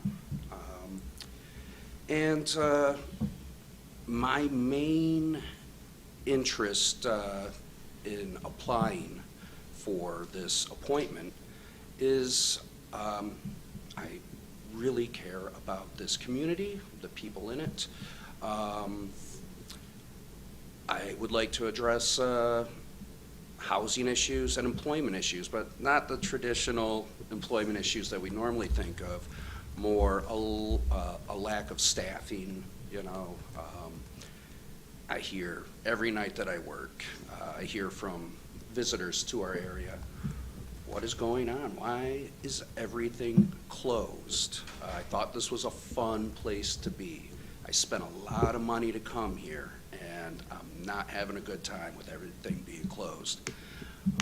So I think that as a commission, we could look for solutions to fill these vacancies that our local small businesses are struggling with, and also to help our local residents find better housing options. And I think everything else I'll just leave up to the Q&A. All right, thank you. Thanks for that. We'll now turn to Commissioner Wilson, who's going to ask the first question. How you doing? So in the last regular election, there were 4 seats open, but 3 were regularly to be vacant, and there were only 3 candidates.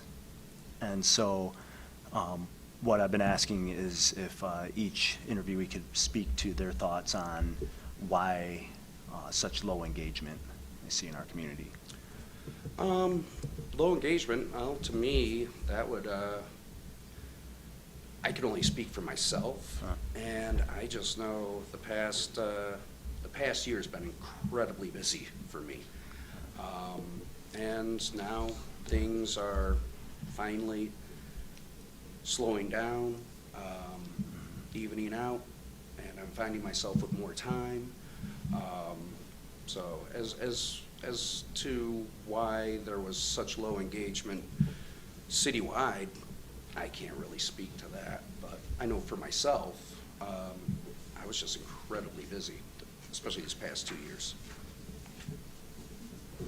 Thank you.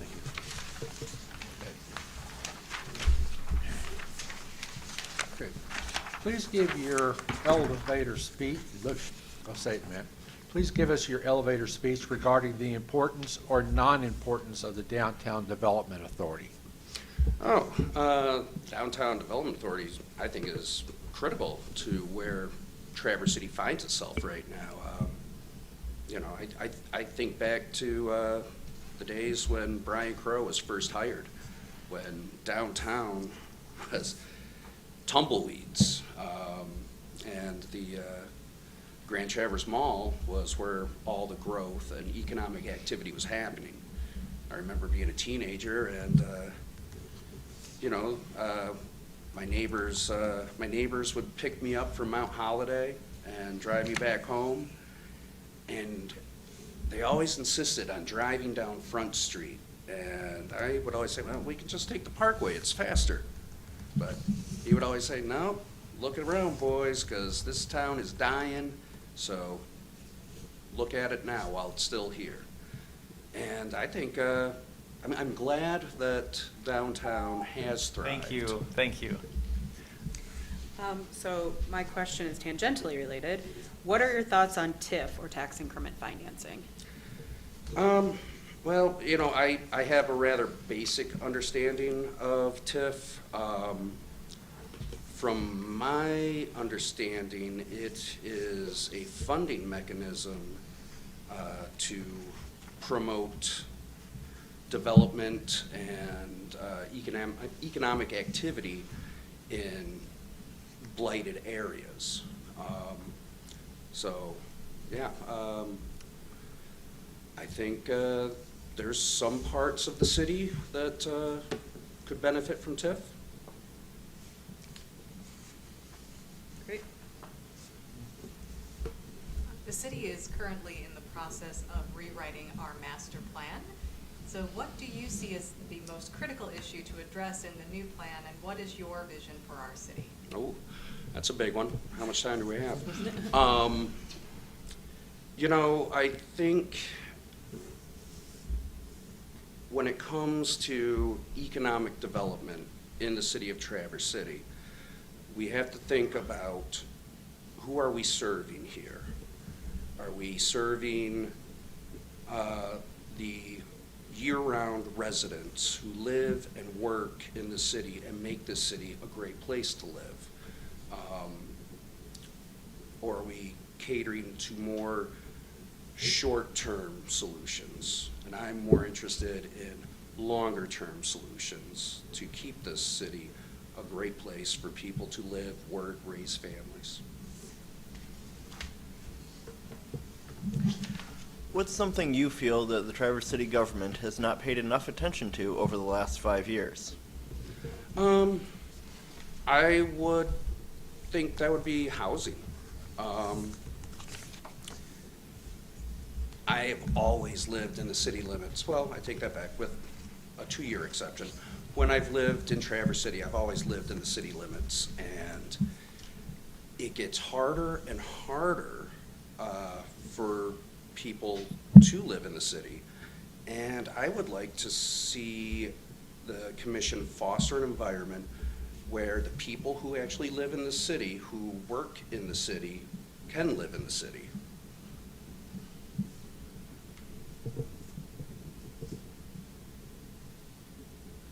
I'm next, but I'm just taking some notes here.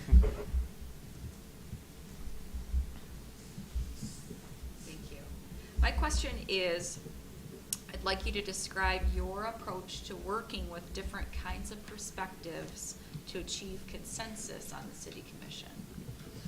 Well, my general approach is something I learned while serving in the Coast Guard. You're serving with people you might not like, but you have to work together to accomplish the task at hand. And that means putting aside grievances and always keeping in focus how are these policies going to long-term benefit the residents of our city. Thank you.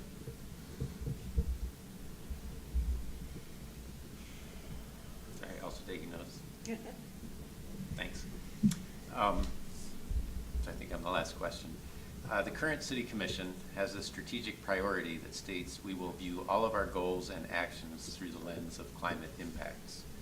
Do you support this strategic priority? And if so, what are some ideas of how the City Commission could start walking the walk? Well, I mean, climate change is something that affects all of us. So far, I think the city's done a really good job of promoting a less impact or less of a carbon impact through walkable, the city being walkable, bikeable, beta. You know, let's look at some ways to reduce energy consumption. Yeah, that's kind of the things I would focus on. Thank you. Great. Thanks, Jason. That's a wrap for the first round. So appreciate your time. If you'd be willing, it would be great if you'd wait in the committee room. The commission may have a second round of questions, and you might be invited to participate in that. So it'd be great if you'd hang out for a little while. All right. We'll keep you posted. Thank you. Thanks. And thank you.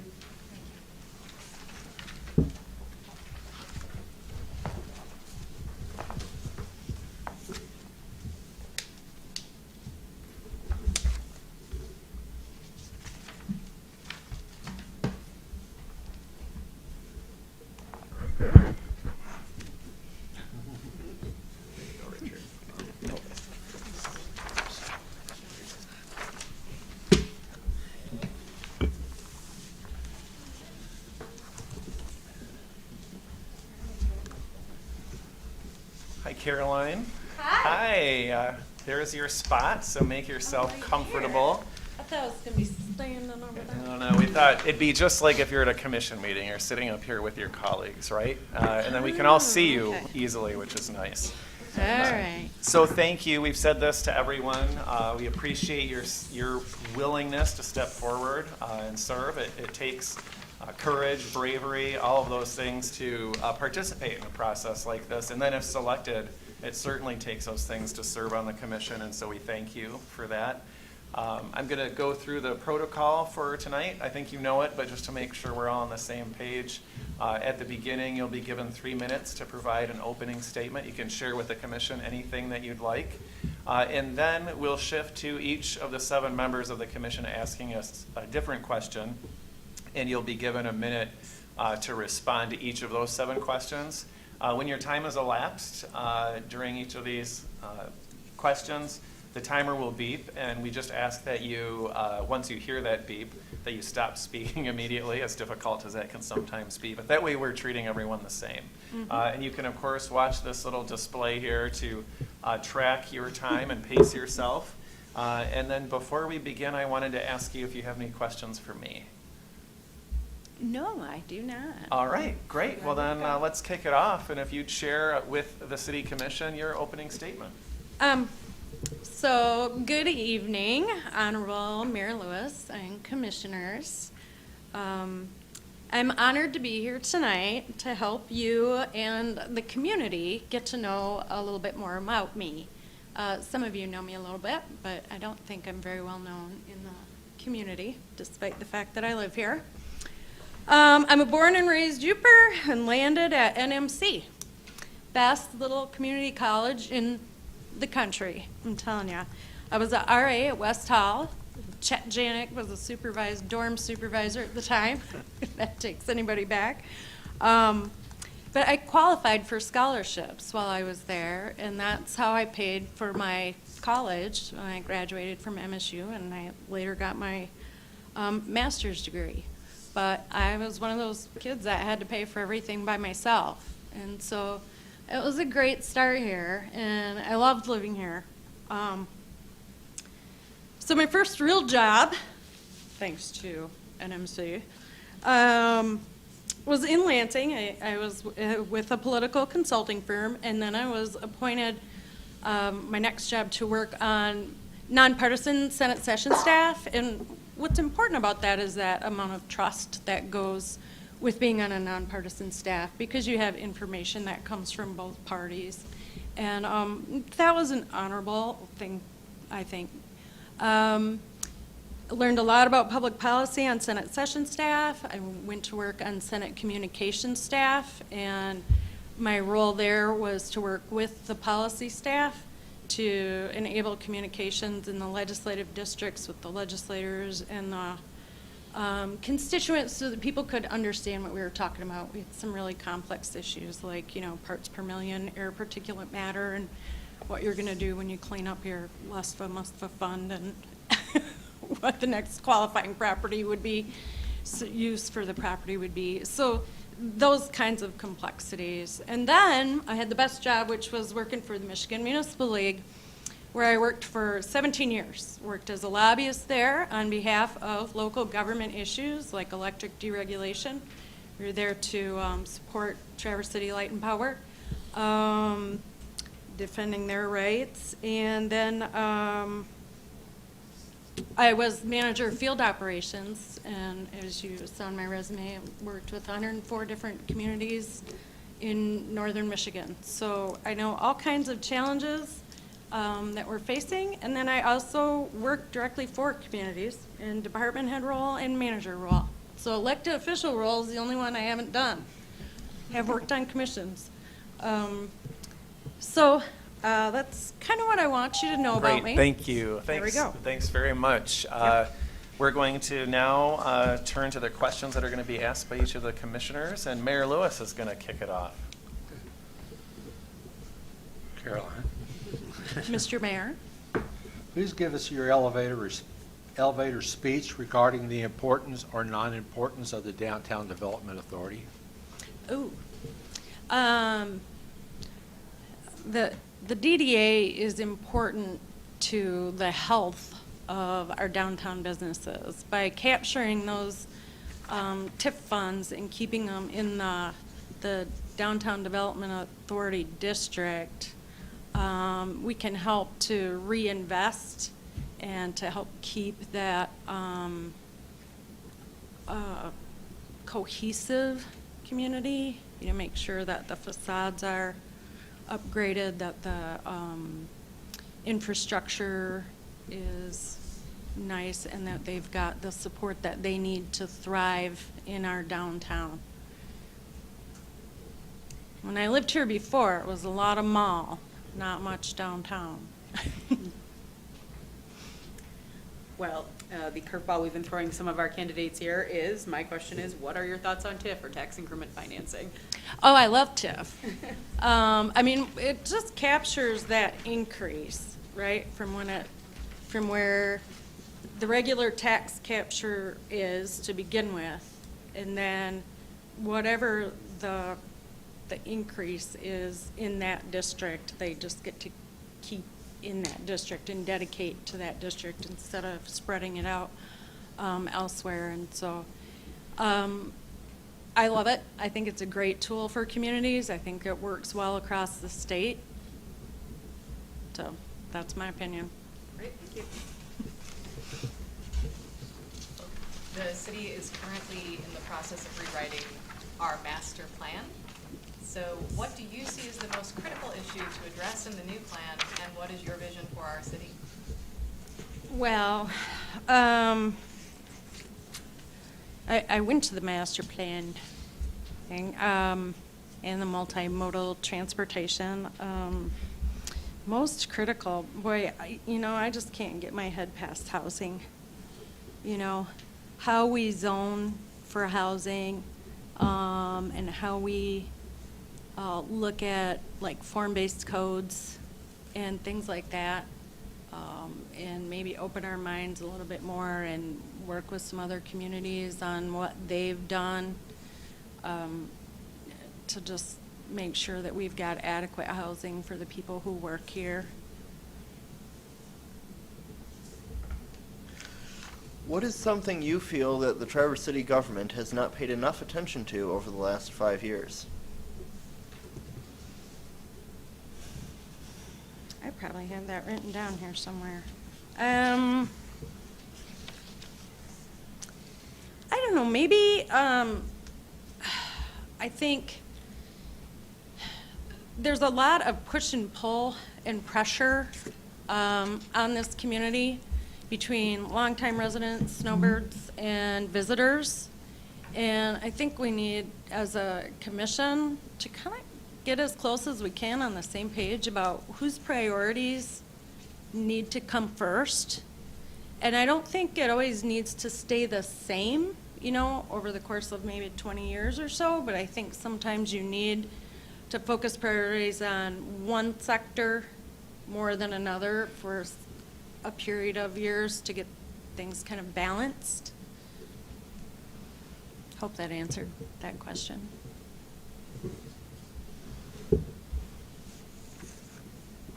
My question is, how would you describe your approach to working with different kinds of perspectives to achieve consensus on the city commission? Well, that just kind of comes pretty naturally to me.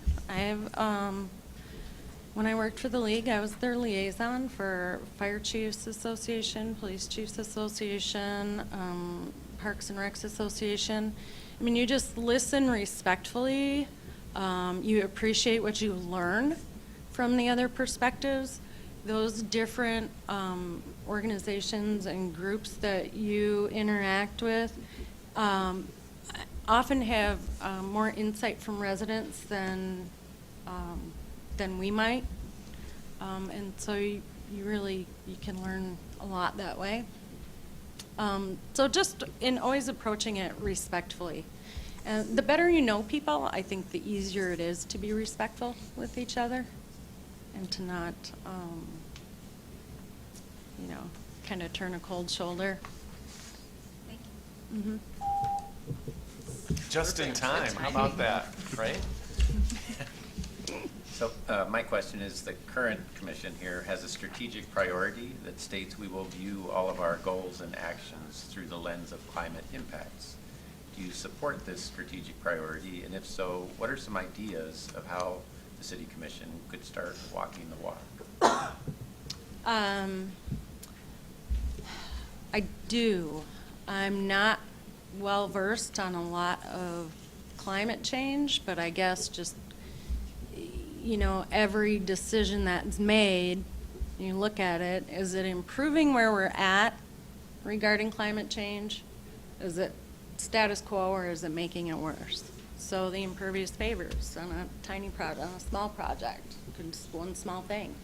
Stormwater, huge infrastructure investment, but probably really, really necessary to improve that. I mean, I know it needs improving in my neighborhood. So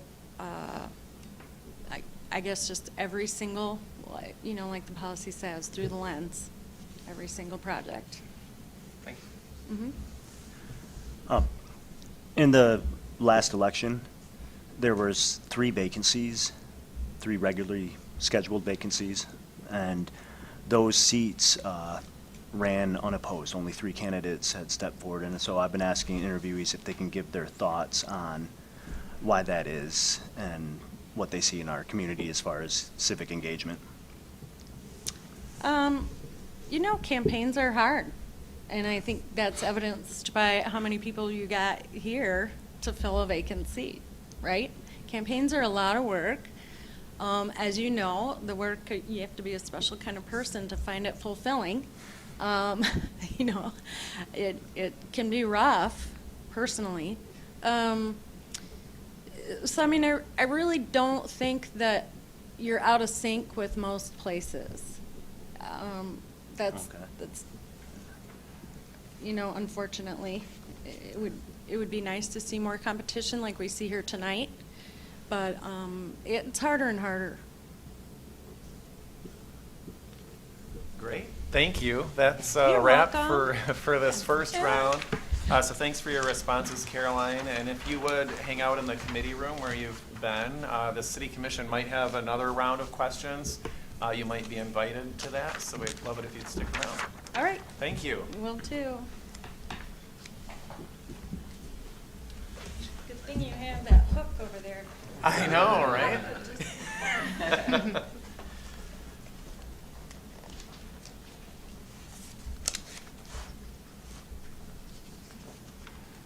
This is the last year, everybody. Yeah. So I know we've got some students in the crowd, so this is the last interview, and we'll have a brief pause if people need to leave after that. So I know there's students in the crowd, so this is our last interview of the first round, and we'll have a break after that, so you can get signatures if you need them in between. Hi, Brian. There's your spot, right there in front of the microphone. Thank you for being here, sir. It's not been too long. And we've said it to everyone, and we mean it. Thanks for raising your hand and stepping forward. You know, because you've served on the city commission, that it takes courage to do that. And it also does to participate in a public selection process. So thanks for being vulnerable, if you will. And I'm going to just go through the protocol for the interview. I think you're really aware of it, but just to make sure we're on the same page, you'll be given 3 minutes to provide an opening statement. You can say anything that you'd like, that you want to share with the commission. And then each of the 7 members of the city commission will ask a different question, and you'll be given a minute to respond to that. One thing we've asked everyone to do is to strictly adhere that when the timer beeps that you stop talking, as hard as that can be to do. We want to treat everyone the same. You see the timer down there that you can track your progress. I can't see that far. Okay, all right. Then, do you have, before we begin, do you have any questions of me? No. Okay, all right. Well, we've got everyone here, and we'll ask you to begin by giving your opening statement to the commission. Well, I've been back in that room for about 2 hours now, so I'm kind of talked out. Most of you know me. Brian McGillivray, been in the city for 20 plus years, served 4 years in the city commission, about 5 years in the planning commission. I'm currently I'm a realtor with Berkshire Hathaway, and you know, I decided to step forward and be in the city commission because I missed it. I enjoyed it. I think you got a good commission and you've got some good goals going forward, and I'd like to be part of that. That's it. I'll reserve the rest of my time for the closing statement. Of which there is not one, but always good to try, right? We'll turn next to Mayor Pro Tem Shamro, who's going to kick off the questions from the commission. Sure. Well, Brian, you're on the other end of the timer right now, and my first question to you is, what are your thoughts on TIF or tax increment financing? TIF is a good way for the city to collect funds to help support all the people that come into the city each day. We get, 30 or 40,000 people come in, use our services, use our roads. And I'm a supporter of TIF. It may surprise some people. I'm not necessarily agree with currently how that money is spent, but that's another question. I think the DDA, I said this previously, I'll say it again, the city, I would support, as I did previously, taking a look at whether or not the DDA is paying its cost of the services it uses in the city. I know, another study to figure that out, and then going forward when it comes up for renewal, based on that.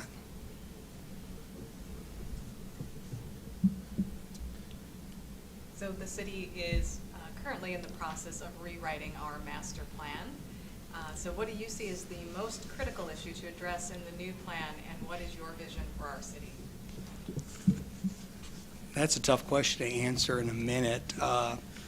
What's the most critical thing in the master plan is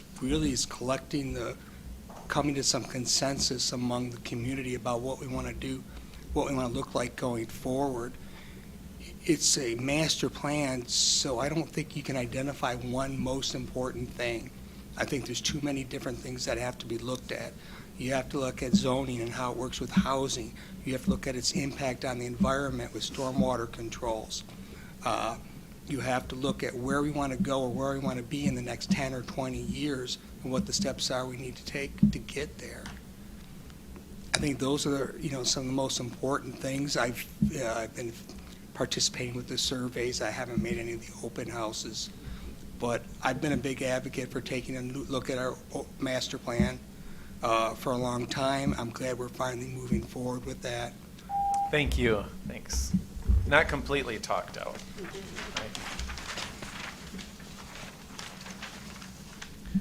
What is something you feel the Traverse City government has not paid enough attention to over the last 5 years? think that one of the things you have to look at over the last 5 years that we've paid attention to or we need to move more forward on, that's a hard question because I can't tell you what we've missed because we've looked at and covered so many things. You have I&I is an issue that was important to me. I think you need to look at how we run the city. I think we need to take a hard look at the efficiencies of the city. Are there ways the city can be more efficient, not to eliminate staffing, but to kind of reduce the workload and be able to move more forward on our priorities? I think the time it takes us to move forward is the thing in the last 5 years that is really where we're falling short. And that's a lack of staff and just a lack of staff time and resources.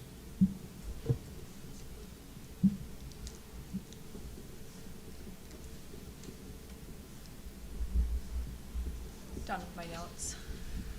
Brian, how would you describe your approach to working with different kinds of perspectives to achieve consensus on the city commission? I like to listen to people. I know people think I like to talk too, but I like to listen and hear other people's ideas, and it changes my perspective on what I want to do going forward. And it will change them at meetings. It has caused me changing my votes. People have different ideas and things you don't consider, and that's why you have a group. You just have to be courteous, respect other people's opinions, and sometimes even when you disagree strongly with them, you just say, okay, we disagree, but doesn't mean we can't agree on the next item. Thank you. See, I am getting better. So this current commission has a strategic priority that states that we will view all of our goals and actions through the lens of climate impacts. Do you support this strategic priority? And if so, what are some ideas of how the city commission could start walking the walk? That's another good question. I don't think there's any way you cannot look at what you do going forward without considering the impact it has on the climate or on climate change. I think, the city is a small cog in this, and we're not going to solve the climate crisis ourselves. But if not us, who? Somebody needs to lead on this. And is there something that the city's not doing? Let's see,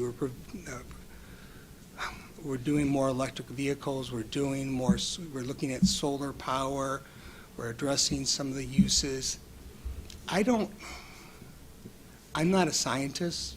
I don't study this in depth. There are people on the commission who pursue this and come up with a lot of good ideas, and I'm willing to take their lead. Thank you. Thanks.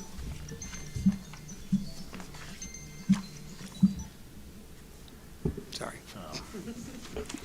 I understand that my question is kind of unique to you because you had served prior and were stepping down.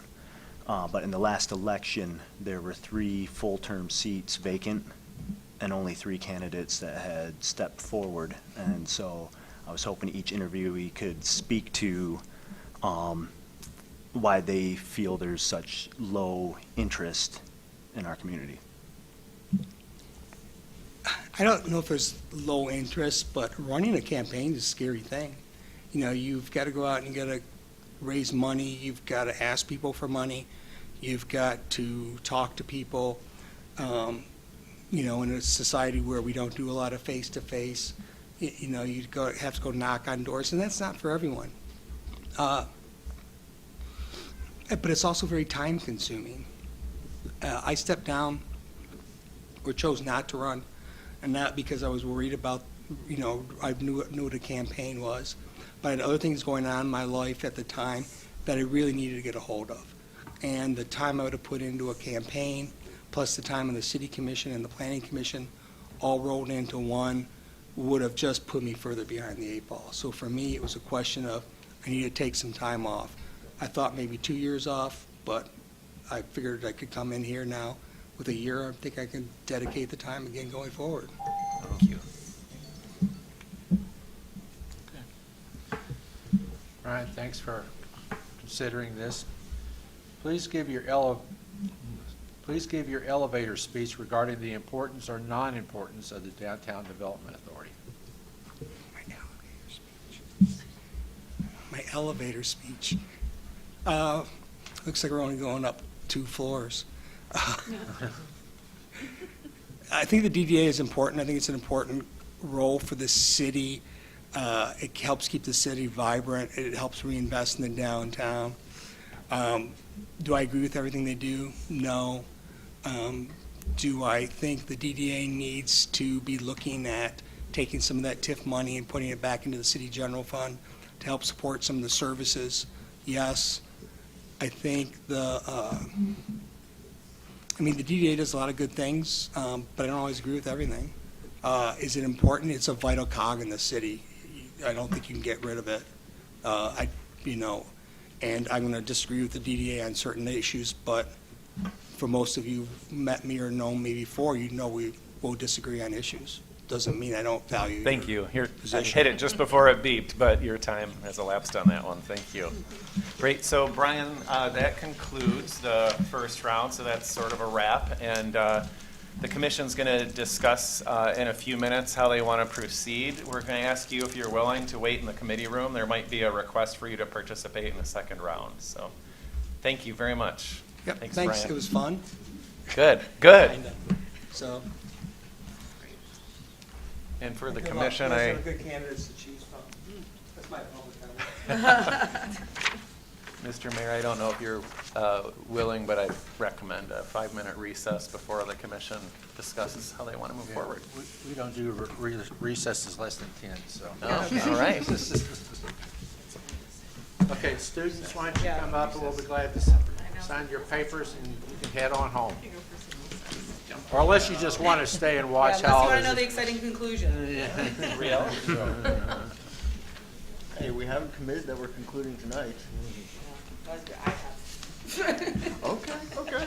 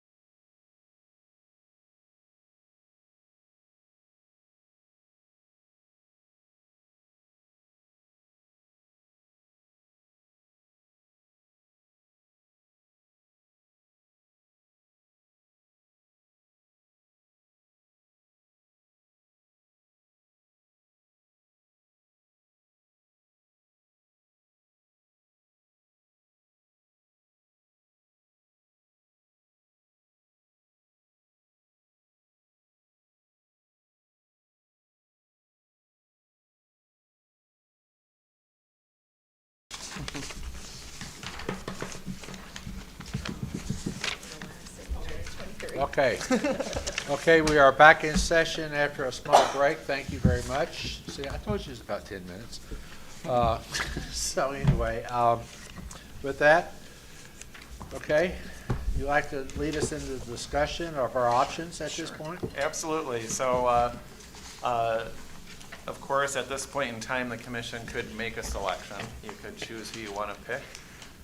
You could narrow it down for candidates to participate in a second round this evening, or you could perhaps do something else. We've asked all candidates to hold a week from today open on their calendar, so they all have done that. But you might want to make a decision tonight, and in order to make one, ultimately it will require a motion and 4 affirmative votes of the City Commission. An option that I recommend that you strongly consider, and I've shared this before, is to use ranked choice voting so that the candidate with the widest amount of support rises to the top. And we could administer that in such a way where it picks one person, or you could decide that you want to you want to have a 3-person contest where it narrows it down to the top 3. You know, there's different options on how we can structure it. So, and of course, there are other ways to go about doing it, but that's my recommendation. And I'd be happy to entertain any questions that you have, or perhaps you just want to discuss amongst yourselves what you'd like to do. I'd be in favor of doing ranked choice and seeing what the results show. So maybe there's one clear one that we all agree on, and that would show us, but maybe that would get us down to 2 or 4, a little bit more objectively than a general discussion where maybe people don't feel as comfortable speaking out, but they feel as comfortable ranking for now and then moving the discussion to the next part. I personally don't feel like I'm ready to pick any one particular person right now, and would like a little bit more questions, but I would like to actually decide ultimately tonight. That's where I'm coming from. Yeah, I similarly feel a little more comfortable if we had at least one round of ranked choice voting to narrow it down from 9 people to, say, 3 or 4.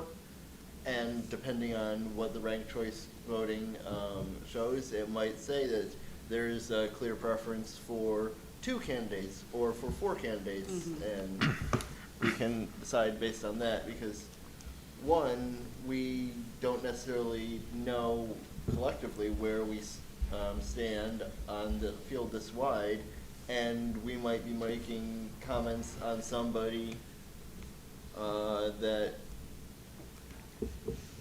doesn't have as wide of support or has more support than we need to speak to. Commissioner Werner?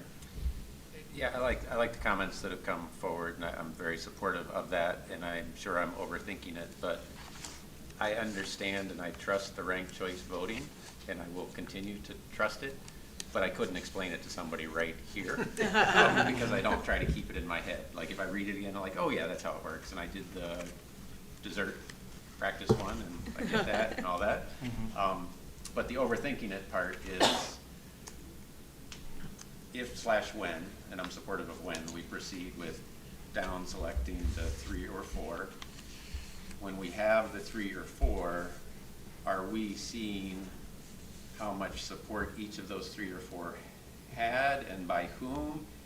And I'm saying it already, I'm guilty of overthinking, like, oh, who was thinking that person's support, like, mm-hmm. Or is it better, are we allowed to keep it somewhat anonymous? Like we down select a 3 or 4 and we say, those are the 3 or 4.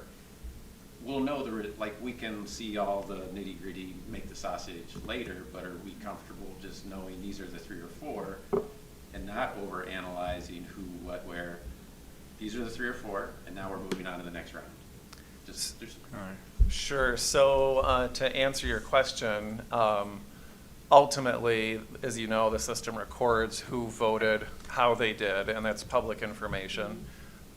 Tonight, we could forego sharing every different iteration, but as soon as anyone requests it, we've got to make it available. And I would want to share it with ourselves at the end of the night. Mm-hmm. And I'm not saying I don't want to have it or do. I'm okay with either one, whatever the consensus is. I'm just putting it out there that it's already in my over-processed mind of, I wonder what. Yeah. Tim and I have gone through this, and I think Richard's done one with us, before of selecting a commissioner when there was a vacancy. And I know it's kind of been a mixed bag of whether we shared who gave different people various points, or if we've just gone to, well, these were our top. So I think we could, I'm comfortable doing it either way. Yeah, I'm either way, I just speaking out loud. Go ahead, Mark. Oh, so I was going to say, I've only been through this one other time in the past, and we didn't even do an interview thing. It was just, we put forth nominations, and somebody just made a motion on who we wanted. So that was something I was kind of prepared for, but I'm not against doing the ranked choice. I'm just curious if I only have like 3, I have my top 3, can the rest tie for 9th, and I don't put them in? Well, I think if the commission goes in the direction of saying you want to see the top 3 or 4, as long as we keep it 5 or less, that's going to be the easiest with the way the system works. And if you only cast a vote for a certain number of the choices, you can do that, but you do have to cast votes, like you have a duty to Yeah. vote, so you couldn't just forego it altogether. No. But you can cast any number between 1 and 9 votes in the system. You could, yes, yep. So my question to all of us is, do we want to say, we want to see the top 3, or do we want to see how the ranked choices coalesce so that maybe more or fewer Yeah. than that? You That's may where I say you like- like to have 4, but you may, just like when you're playing in a PGA tournament, the cutoff is 1 under, but you gotta have all these people, so you don't have 72 left, you only have to have 75. They all get to play if they all hit here. So, And if it's the latter, I just want to reiterate, the most we can do is 5. yeah. Yeah. I was just thinking Say that like, again? So if you want to see how, like, sort of the votes were shaking out, like by how wide of a margin, if you will, I think that's the question. By how wide of a margin did the top candidates rise to the top? We can only do that if it's 5 or less. So we can only cast 5 votes then Right. when we do it? Okay. I Right. think that's, Yeah, that seems fair. yeah. put your top 5. So we would be, we'd be voting for 5, but prior to that, we agreed, this is where the PGA thing comes in. We Yeah. don't agree ahead of time. We wait and see what it looks like. Right. Right. I don't follow golf, so, okay. Me neither. You follow know, more than the I did analogy already. You wasn't adjusted. the best for this I don't follow it one, but- either. Well, see, I don't follow anything else, so. So there's I don't up to have any 5 other that we'll sports be able to analogy. see, but we can decide from that whether it's 2 people that stand out, or whether it's Yeah. 4 people, or some other You number. get the results, I like and you that. say, like, let's say your Yeah. top 2 are way up here, and the other ones are down here, you're kind of going, let's just stick with the top 2. or the I top feel like 3. we'll cross that bridge when we Yes, get to right. it, and feels like there's an agreement on. Yep. And if there are Crossing ties, that and if bridge there are together. ties, they all get to stay together. That's what it means. So you want to vote for your top 5? And just to make sure we're clear, so partially so that people who are watching know what we're doing, we're gonna get all 9 names, we're voting each for 5 of the 9. Right. We prefer. Absolutely. So Sarah's going to email you all a link to your city I email think it confused him. address, and you'll click on that link and cast your votes.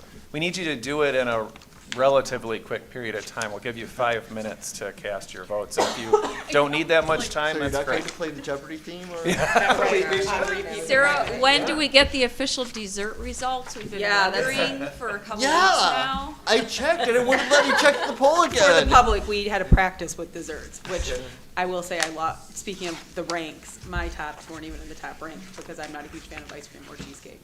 So, but everyone else is. Campaigning for creme brulee, but it was a silent campaign.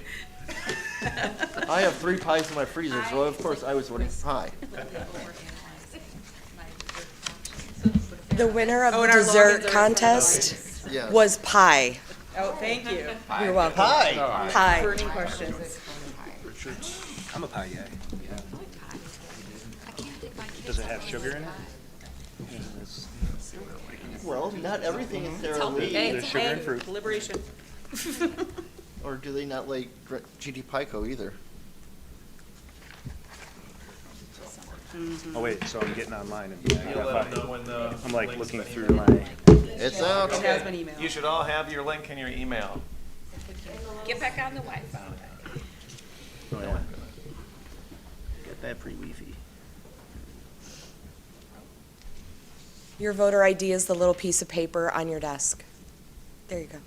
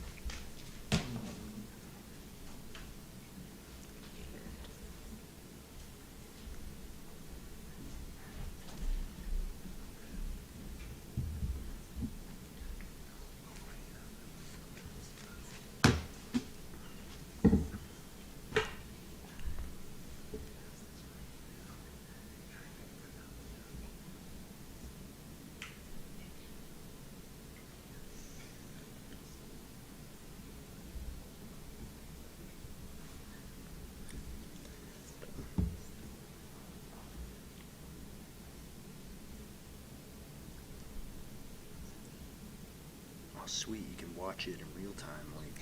I know, there's not enough people, I can't see who just comes in.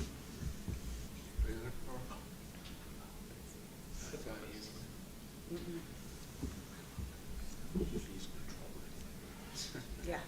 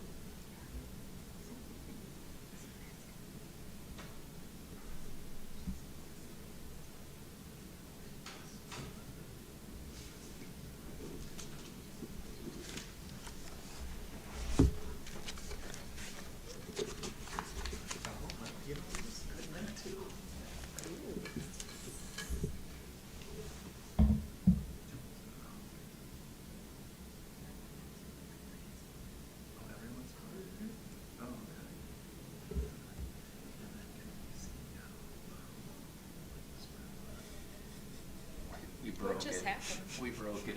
Does it keep moving? We're just making sure we You know, can like explain Ellen it. and Twitter Okay. busted. Yeah. Wait, what? I say we, but I don't. No, it no. needs to I'm count not- for the 10 rounds. Yes. We're gonna be going to Lauren for the play-by-play. At all. Round 3 of 3 has Put everybody it in even. PGA terms for us. Yeah. No, I can't. I really can't. I can.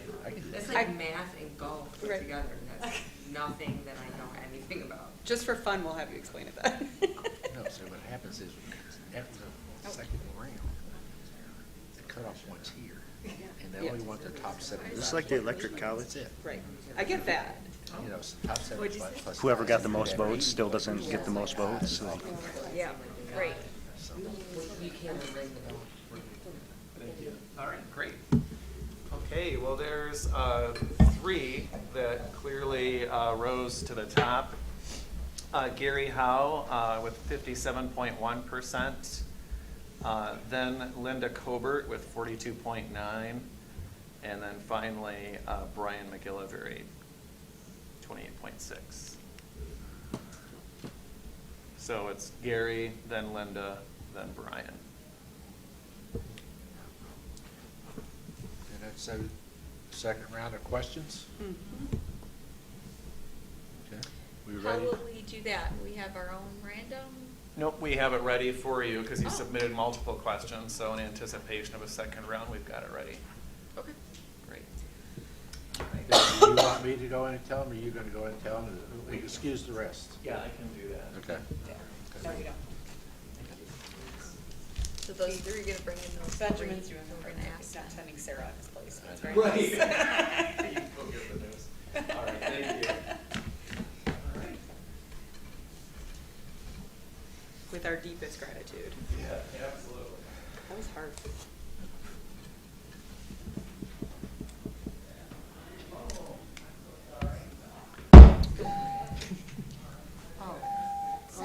Five minutes is up. Did I break it? No, Yeah, right. No, It's so I hard, teased though. Ben and I teased him and told him to put the timer on for 5 minutes to time you guys. Oh. And then he did. But then forgot to turn it off. Yeah. Oh, well, look how Now I'm quickly. now I'm pushing We had a buttons, result so in I 5 shouldn't minutes. be. That's good.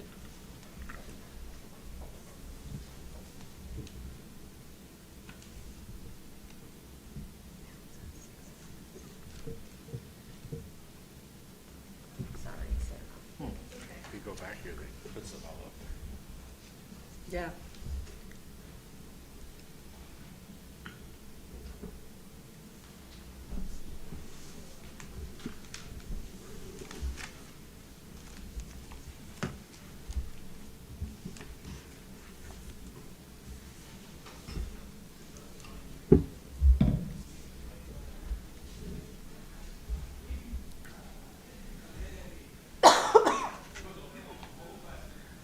So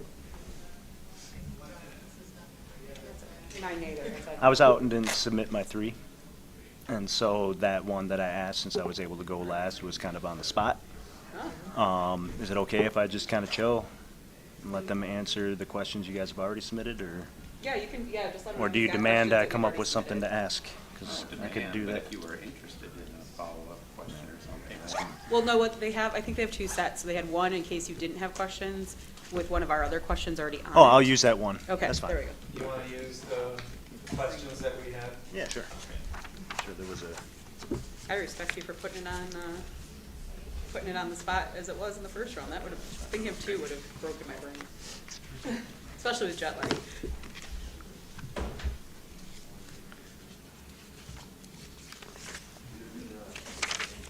Okay, I don't have a cough drop, I do have a hickory nut.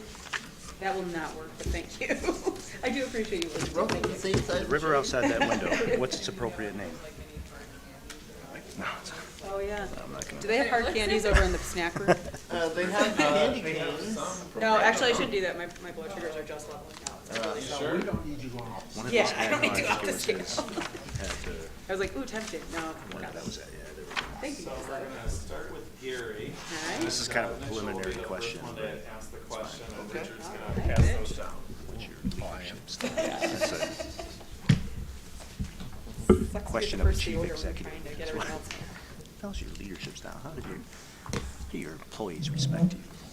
Are you ready for us to bring Gary in? Mm-hmm. Great. Thanks, Sarah.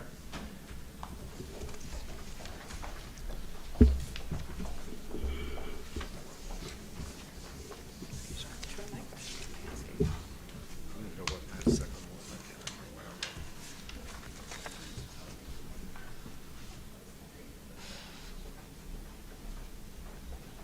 Welcome back, Gary. You had a little bit of a break, and congratulations on progressing through and sticking with us here. So we're going to have each of the commissioners ask a question. There will be a minute for each response, and we're going to start with Commissioner Treadwell. So he'll kick it off. As the city creates a new master plan, what would you like to see change and what would you like to see stay the same in the city landscape? In the city landscape? Yes. Oh. I would, if we just look at our parks, I would love to see more design in our parks, not just green space and green grass and playgrounds, but if you look at Clancy Park, that would be a good example. I was part of the design for that and the redo of it, but there's a natural area that we included into that park when we did it, and it just makes it more interesting, more beautiful, and actually more engaging when you go to the park. So that would be an example. Natural playscapes, I guess, or landscape. Thanks. My question is, what commission board appointment is most appealing to you right now, and why? What city commission? Well, it's undetermined if I was appointed, if I would have to step down from the brownfield. So if I did have to step down, as I'm a county appointed to the brownfield, but if I did have to step down, that would be one that I'd be interested in. I've been on there 5 years. And, it's something I know, it's something I support, and I like being on it. But that said, I have experience in quite a few of them, so I'm open to anything. Okay. Yeah. So we weren't told that there was only 1 minute for you to answer this. Oh. So the question is going to take me about a minute to read. Got it. I think that should be fair. You guys' questions should be minutes. So I'll try to read it, but not too quickly. So current commission, back to strategic priority, that must have been what was in my head. So a current strategic priority, the city sees a need to continue to improve access and mobility for all users. The city's approach will include coordinating and integrating with existing systems and infrastructure, accommodating for year-round needs, including seasonal weather and darkness, reducing the need for private automobiles, and creating policies and making investments that consider climate change impacts. End of parenthesis. Do you support this strategic priority? And if so, what are some ideas of how the city commission could walk the walk? Great. Yes, I do support it, and something I was amiss, and I didn't have the minute before to share, but to address climate change, one of the biggest things we can do is reduce surface parking. And get rid of as much of that as possible. That also has the advantage of making your city more walkable because it becomes more interesting. There's less dead space to navigate around. So I think that's one of the chief things all cities can do, not just Traverse City, is to reduce surface parking. And if you do have surface parking, make sure it's tied to Commissioner Treadwell's last question, make sure it's landscaped. You start to see that now with more design standards. Actually one of my favorite parking lots in Grand Traverse, not really the whole parking lot, but by BAM, the bookstore. But as you enter into the mall there, you have this nice sidewalk, there's trees, it's not just grass, but that should be like a whole parking lot. Like let's really push the design for that. And I think that would address a lot of what. Thank you. Thanks. What do you believe the biggest challenge facing the city? What do you believe is the biggest challenge facing the city, and how would you approach facing that challenge? Is there a haircut? Hey, yeah, that's a big question. Obviously, I think it might just come down to growth. How do we manage that, and how do we make sure that we continue to set us on a path where Traverse City is inclusive and is open to people of mixed demographics, mixed incomes, mixed abilities, mixed interests, the whole thing. But that does come down to having a plan and sticking to it, having a vision, sticking to it, and just running it through that values filter every time you make big decisions, and recognizing also that not everything is in your control too, and so you're always trying to reassess and adapt.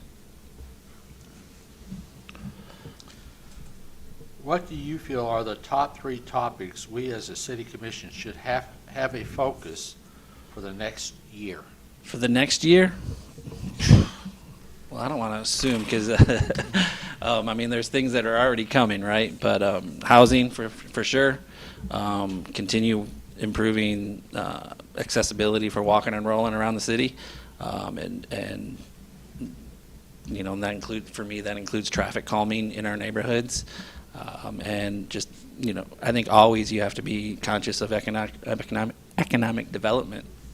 I learned when I was a commissioner that, what we're truly doing when you operate in a city is you're farming taxable value. So everything we do needs to be run through that. And so for the sustainability of the city, as well as to have all these great things that we want to have, that everyone wants, you need to find a way to pay for it. And so everything should run through that checklist. All right. Richard and I always seem to be bad to be put together, apparently, because my question is, what do you see as the city commission's role in Traverse City's economic development, which you touched on? So, you're farming taxable value. So, the reason why we would improve our parks is it does help with that bottom line. Why did we put a protected bike lane and wider sidewalks on 8th Street? Because it incentivizes economic development that we are seizing. Developers want to develop on a street that isn't run down and is accessible for more people. So I think, that's the basics of that economic development. And then invest where you can get the biggest bang for your buck, right? So where do we find those? So right now, I think that would be probably 14th Street and Garfield Avenue are the places where we should be looking. What can the city do to incentivize, increased growth in those areas? Not that East Front isn't valuable or West Front, but those are things we have invested in and we see in the results. So now 14th and Garfield Avenue are probably those cores that we need to look at. Thank you. So, excuse me, this commission has identified as its priorities housing and homelessness, access and mobility, connecting people with each other and nature, economic development, water systems, and climate change. What are we missing? And what policy or action would you propose as a city commissioner to address that gap? Great question. I don't think you're missing anything. I mean, that's 6 priorities that each one in themselves could be the focus for the year. So, finding gaps in there, I think just maybe it goes along with the economic development, but how are you incentivizing the growth that you need to address those other problems, right? Like with housing, we need to find ways that we can incentivize building in the city so that more residents can live in the city that choose to, right? I'm someone who's aging out of my house, but I have nowhere, where am I going to move? I can't afford anywhere smaller. So we need more apartments. I want more apartments by the time I'm 80. I'm not going to make it till 80, until I'm 70, right? We have to start thinking about those terms. So I guess, did I answer your question? Yes, I think so. I think you did. Yeah, all right. That was a hard one, though, because that's 6 big things. That one got me, too. You want more? Well, thank you. Oh, if you can hang out a little bit more in that room you've become familiar with, that would be great. It's your new home. Thanks. It's a very bright green room. I know. That's why they call it a green room.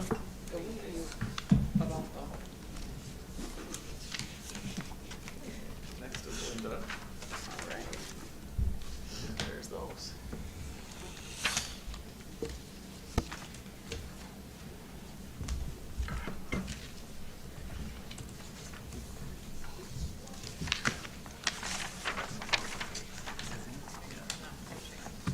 Yes. Actually.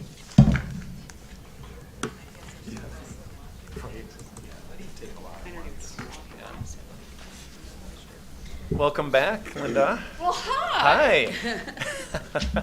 Long time no see. Another short meeting brought to you by the City Commission. There you go. There you go. We're just testing your stamina. Right? Thank you very much. Yes. Yeah. Appreciate So thanks again for being here. And all 7 members of the commission are going to ask a question. There will be a minute for the response to each of those. And Commissioner Walter is going to kick it off. I think it's Stanley. Oh, excuse me. Thank you. Thank you. Sorry about that. So fortunately, my time to ask the question does not count against your time to answer the question. Oh, good. This city commission has identified as its priorities housing and homelessness, access and mobility, connecting people with each other and nature, economic development, water systems, and climate change. What are we missing, and what action or policy would you propose as a city commissioner to address that gap? Can I ask, are those your goals for the year? Those are our priorities, our overarching lens.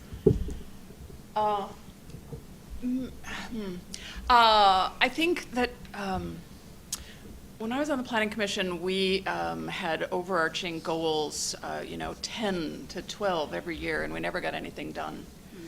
And I do think that all of those are lofty ideals and a great vision, but you really need to narrow that to achievable goals so we can check something off the list. I think we have a tendency to look big, and I believe in looking big picture. I think big picture matters, but I really think we have to carve out very specific things so that we can finally start saying, hey, look what we've done, and then move on to the next.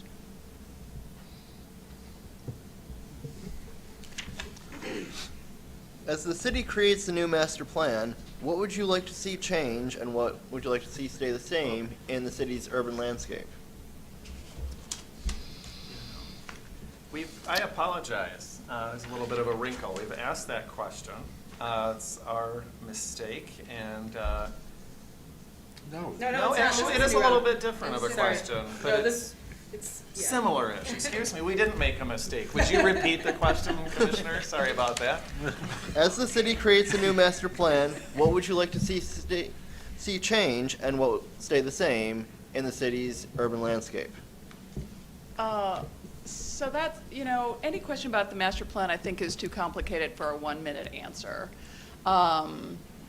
But I said this before, and I mean it. I hope that with the public engagement that goes on with the master plan, we can come to some consensus about what we want to change and what we want to stay the same.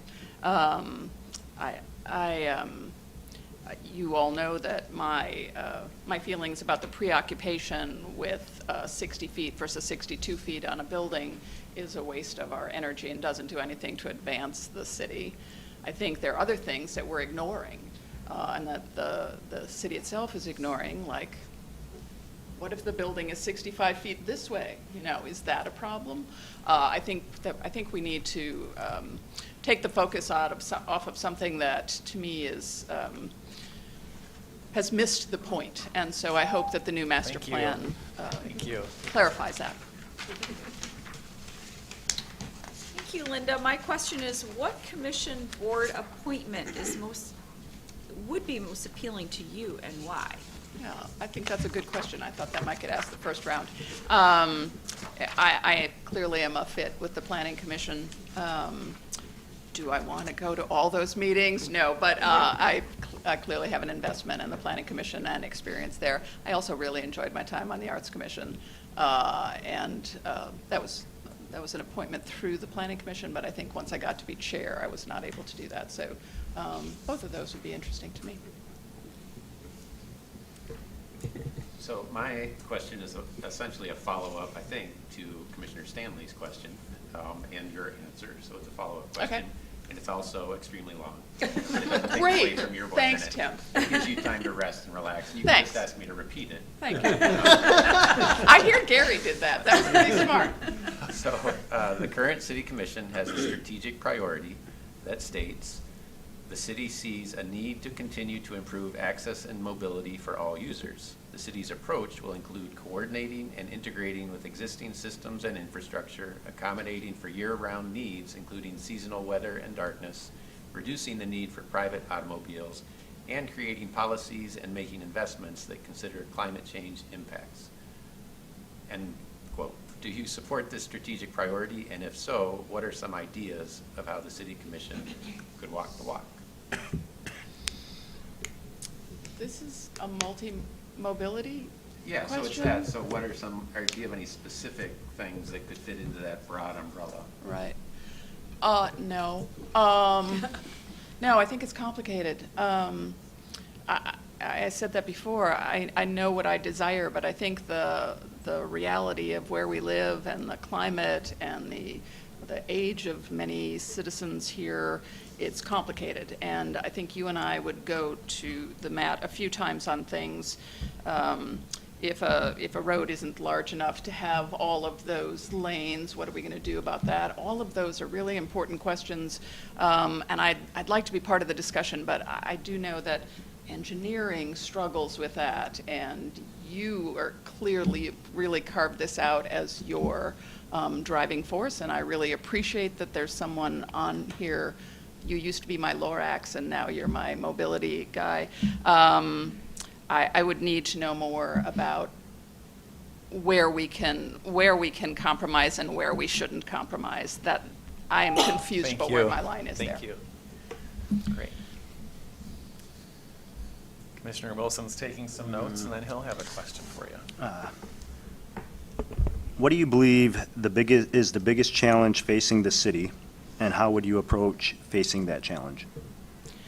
I think the biggest problem that the city faces is the inability for people just starting out in their careers to be able to make a home here. And that really troubles me. I live downtown, and when I walk around, there are dark places everywhere that I want people living in. And for me, that is the #1 issue, that we have to have more available housing. so that we can attract talent in all walks. I want teachers to live here. I want firefighters. I want creators. I want builders. I want everyone to be able to access this place, and not just people who made a lot of money early in their life and want to put a footprint here in Traverse City. That's troubling to me, and it drives me. Yeah.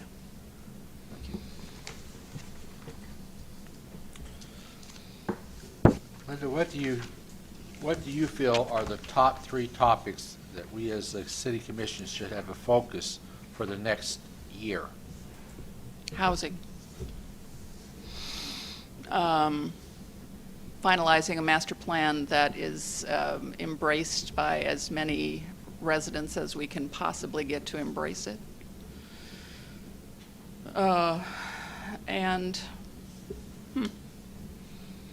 Those are big. Do I have a third one?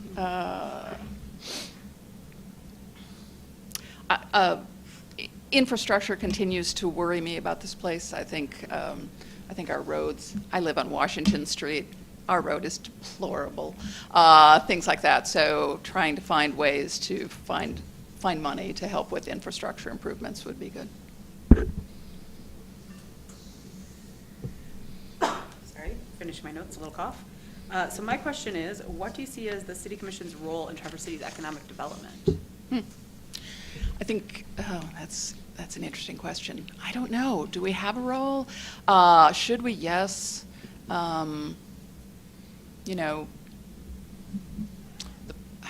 That's a really good question. Economic development is what attracts young talent here that we need to house. I don't know. Does the City Commission work on that as well? The City Commission has so much to do, and we have people working on that within the community. I don't know. I'd have to sit around and talk with you guys about that. I don't have a good answer.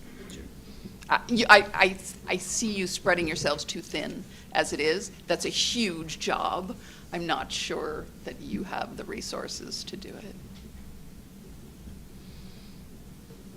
All right, thank you. That's a wrap for round 2. If you can hang out in that lovely room next door just a little bit longer. Thank you. Thank you, Linda. It is charming, I have to say. Very charming. More healthful snacks in the future.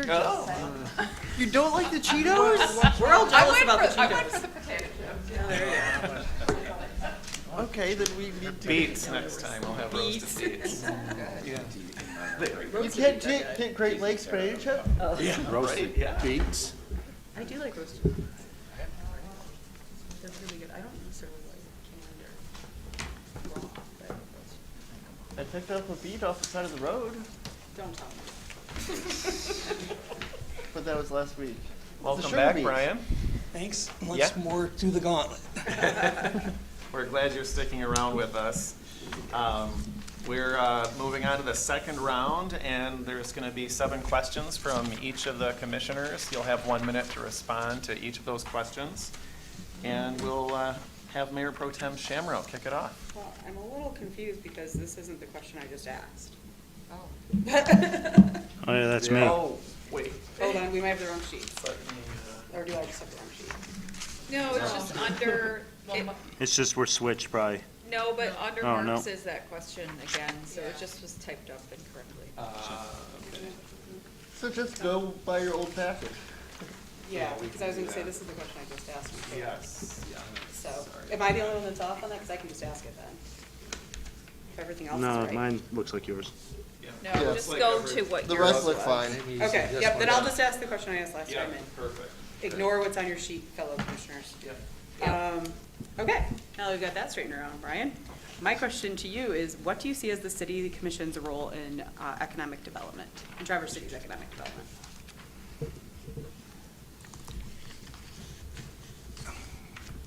The city commission's role or the city as a whole? The city commission's role in Traverse The City. city commission's role, I think the city commission needs to be supportive of economic development. I don't think it needs to incur or, stick its nose in where things are already being covered by other agencies. It needs to work cooperatively with the agencies that are out there. And I think there's some properties we could probably do more to develop. But I think probably the biggest thing for economic development is addressing some of the issues that prevent people from hiring people or living in the city. Housing affordability, childcare, wages.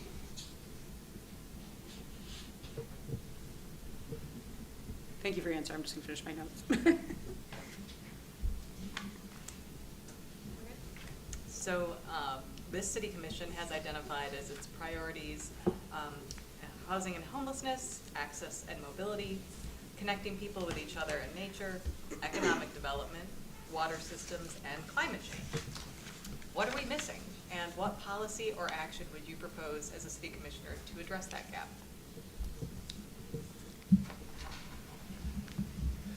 That's a pretty big list of goals right there.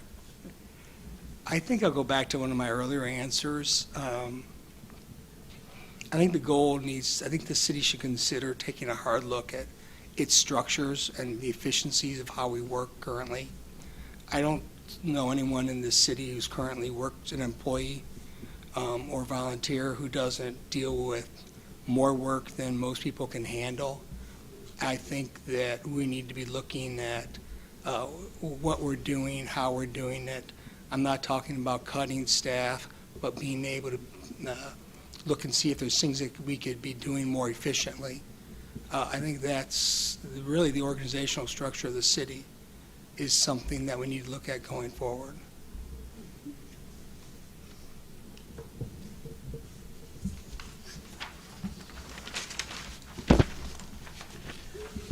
As the city creates the new master plan, what would you like to see change and what stay the same within the city's urban landscape? What would I like to see changed and what would I like to see stay the same? I don't know if I'd like to see it change, but I think one of the things we have to address going forward is making more efficient use of our land in the city for housing. I think that's really one of the big things coming down, that we need to create more space for housing, whether it be multiple family housing or single family housing. And there's some things we can do that even without the master plan, but I think that we've sort of been sitting back to see how that would go over with the community. I think there's a lot of resistance to it. I don't know if I'm comfortable with it in my own backyard, but it's just simply something that has to happen because land costs are so high. We need to start being more efficient with them. I don't see any choice. Thank you. My question, Brian, is what commission board appointment is most appealing to you and why? Well, that's a loaded question. I mean, you serve on these commissions as at the pleasure of the commission itself. I understand you've got some openings some places.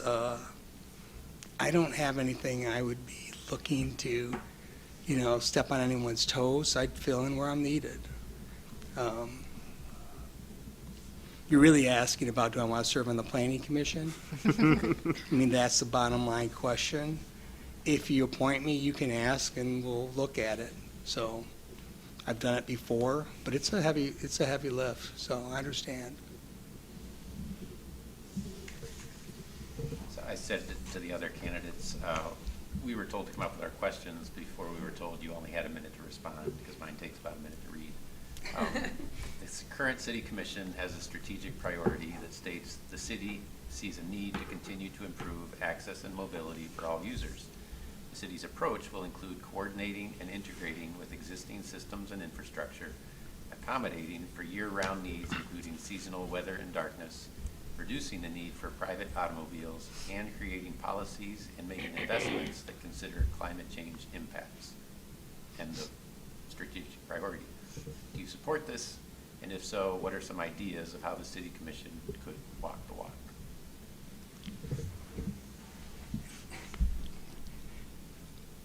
Well, of course I would support it. It's a great goal to have. its implementation is more difficult to do because it's a limited resources. I have a little bit of a different approach to the city. I think you need to set goals and plans, but I think sometimes we look at rebuilding entire streets, and I'll tell you I have a bias towards this because we tend to start in the center of the city and move out, and I still think there are areas where we should be looking at things like adding sidewalks along our main corridor. I think that should be a priority. We should be connecting all these corridors. I was glad to see the city is talking with MDOT yesterday. My only advice with them is if you get anything from MDOT, get it in writing, because we've been down that road before.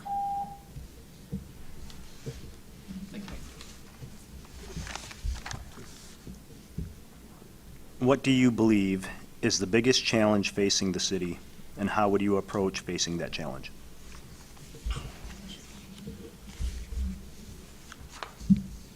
That's a tough question. I mean, to single out one separate challenge. I think the biggest challenge right now with the city is probably the affordability question, transportation. In other words, how do we become a year-round community and support the infrastructure? And I think part of it is our inability to have resources, things that are out of control, like the government's, operation, how our local government is so fragmented. Those issues are kind of outside of our control, but I think you have to take a more regional approach. You talk about, I know you guys are looking at doing some things with your housing. I think an important thing is to create your own task force that just involves the city and some of the surrounding townships. I think instead of relying on a group that serves 10 counties. Thank you. Thanks. Well, Brian, I'm the last guy. I'm always ready to leave after this last question. I forgot you didn't ask yours. What do you feel are the top 3 topics that we as a city commission should have a focus for the next year? I think you need to get the firefighters' question answered. I think we need to, you probably won't get the master plan addressed in this next year, but that's ongoing and it's important. Man, I'd like to see us focus really on, I'd like to see one of your goals that comes back up that's on there, that's sort of lower down on the list when your water goal for addressing I&I. I'd really like to see that. It's a long-term project. It's going to take many years to fix, and you need to, instead of putting it towards the bottom of the list, I'd like to see some incentives and some plans to address that, put up higher in the list. At least something. It may not be the best, but just start with something to help addressing that, because I think it's a major issue. I'm going to give you 2. Those are my 2 off the top of my head. I don't have time for a third. Thank you. You gave us 3. Oh, okay. Well, thank you, Brian. That's a wrap for round 2. If you don't mind sticking around just a little bit longer and hang out in that beautiful room next door. You guys are not going to call us back for a third interviews, are you? I don't know.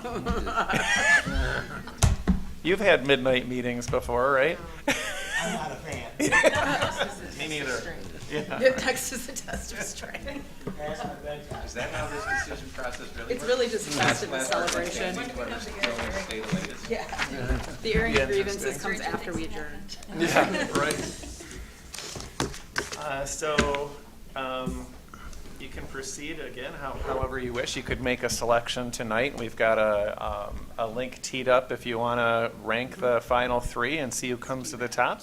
Or you can reflect for a while, come back on Monday and make your votes, or you can invite people back for next Wednesday. It's whatever you'd like, but I get the sense you're ready to do it tonight. Yep. Let's move. Ready to vote.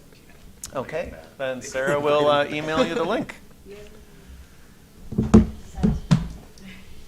So let me just ask a question before we get into it.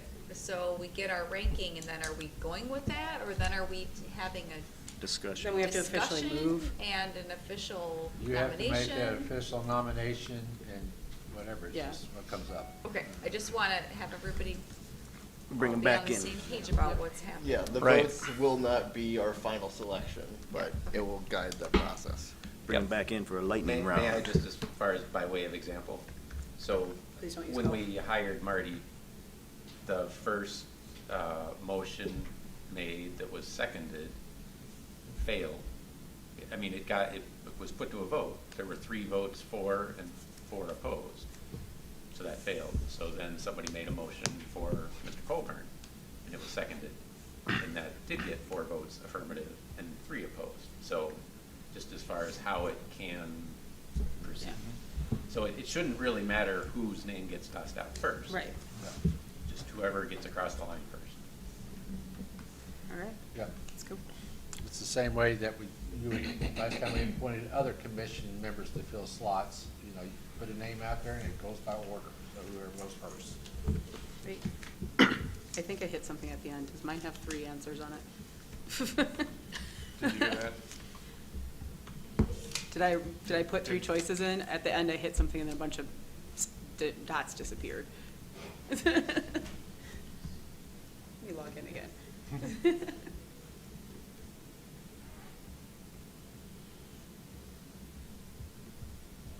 Like that, 101 votes has declared the winner.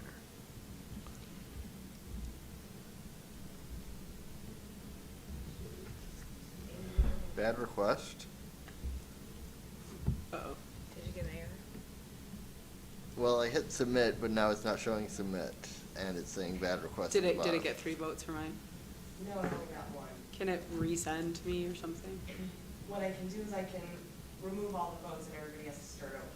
Sorry, everybody, but voted Mitch was you having quick. problems anyways, so. Whatever. Yeah. Okay, I'm hitting the red button. Thank you. You're sending a new link, Sarah? No, just It will be re-sign the it. Same link. Oh. Darn, I gotta exercise my brain again. Yes.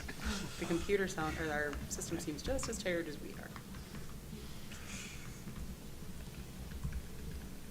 Okay.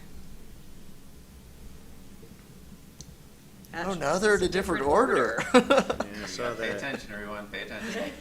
I think this was our first 10 o'clock meeting, but. It's 9:57. It's true.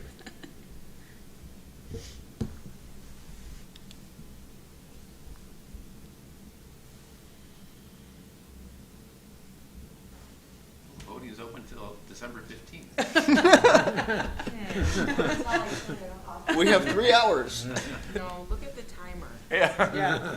It's just like the James Bond movie, we could say 2 minutes, 53 seconds and counting. Yes, counting. Here's all my. Yes. Oh, thank you. Need a gold finger countdown. This one's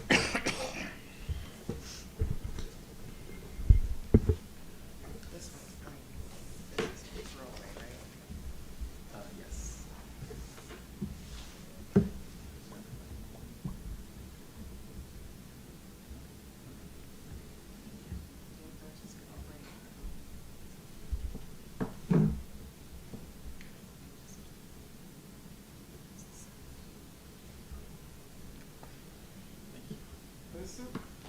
Okay, so it came back with Linda Cobert on top with 57.1%, and Gary Howe next at 42.9, and 0 for Mr. McGillivray.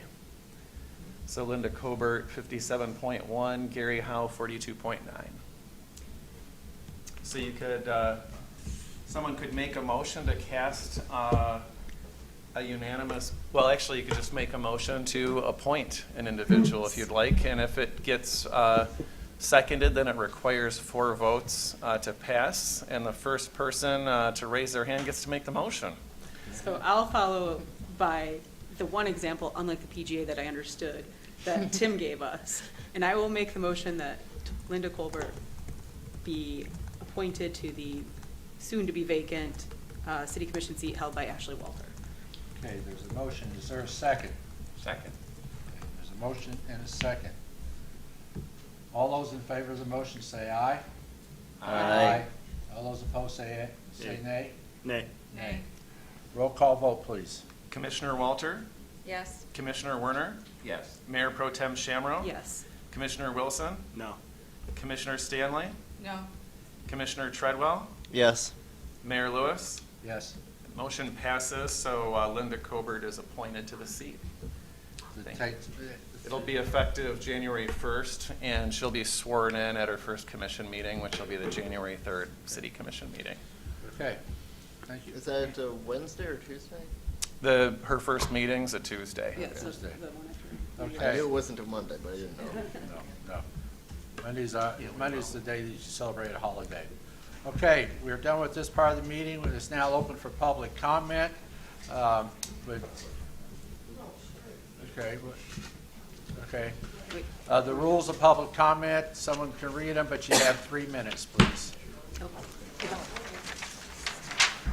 Be nice and respectful to everybody. Please speak into the mic, too. Yeah, I gotta speak into the mic. Give us your name, please. Yes, hi, Kurt Peterson, 1356 Buchan Drive on Old Mission Peninsula. So next Monday, you have a public hearing on a proposed zoning change, outdoor lighting. I was just made aware of this today, so I haven't had a lot of time to look it over, but I'm a former Illuminating Engineering Society member, so I know something about lighting. I'm really concerned. I went over the live stream of the Planning Commission hearing last week, and what I'm concerned about is that I'm not sure that this is going to correct the situation that occurred with the Immaculate Church and School with respect to the light pollution on Cedar Street. You're going to hear about this next week, but a number of residents there have gone through a really rough situation where the lighting is so strong that at nighttime they can see their shadows in their living room and in their bedrooms. And I'm not sure the wording of what you are to receive this Monday is going to correct that situation or allow it to continue to go on. So what I would suggest is, I didn't see any expert testimony during that live stream. There was nobody that was an expert in illumination. And I would behoove this group to maybe independently get a consultant that you can count on that is independent, neither pro nor con, but that will give you some expertise to look at this situation, because I'm just concerned that I'm going to spend some more time with it, look at the live stream, but right now it's not clear to me that this is an improvement and corrects that situation, because whoever did that job, that lighting job at that church, it was terrible. I mean, there's no reason for light to be going into the neighborhoods. Absolutely none. It's just terrible. And I saw also no comparison to other lighting codes, like maybe look at Ann Arbor, maybe look at Kalamazoo, maybe look at Mount Pleasant. That didn't occur at the Planning Commission meeting. So I think, please don't rubber stamp it. It looks like it's being sent to you really fast for a rubber stamp. And it really should take a lot more of your attention to make sure that this situation does not worsen or continue on Cedar Street and or other streets in the city. Thank you very much. Thank you. Anybody else like to step up for public comment? Okay. All right. All right, ladies and gentlemen, anybody with that? Unless you all have something you just want to stay here for, I'm calling this meeting adjourned. See you guys on Monday. We'll see each other on Monday. See you guys on Monday? Yeah, do we get the leftover snacks brought to the Monday meeting? Okay, and you'll cancel whatever meeting we have for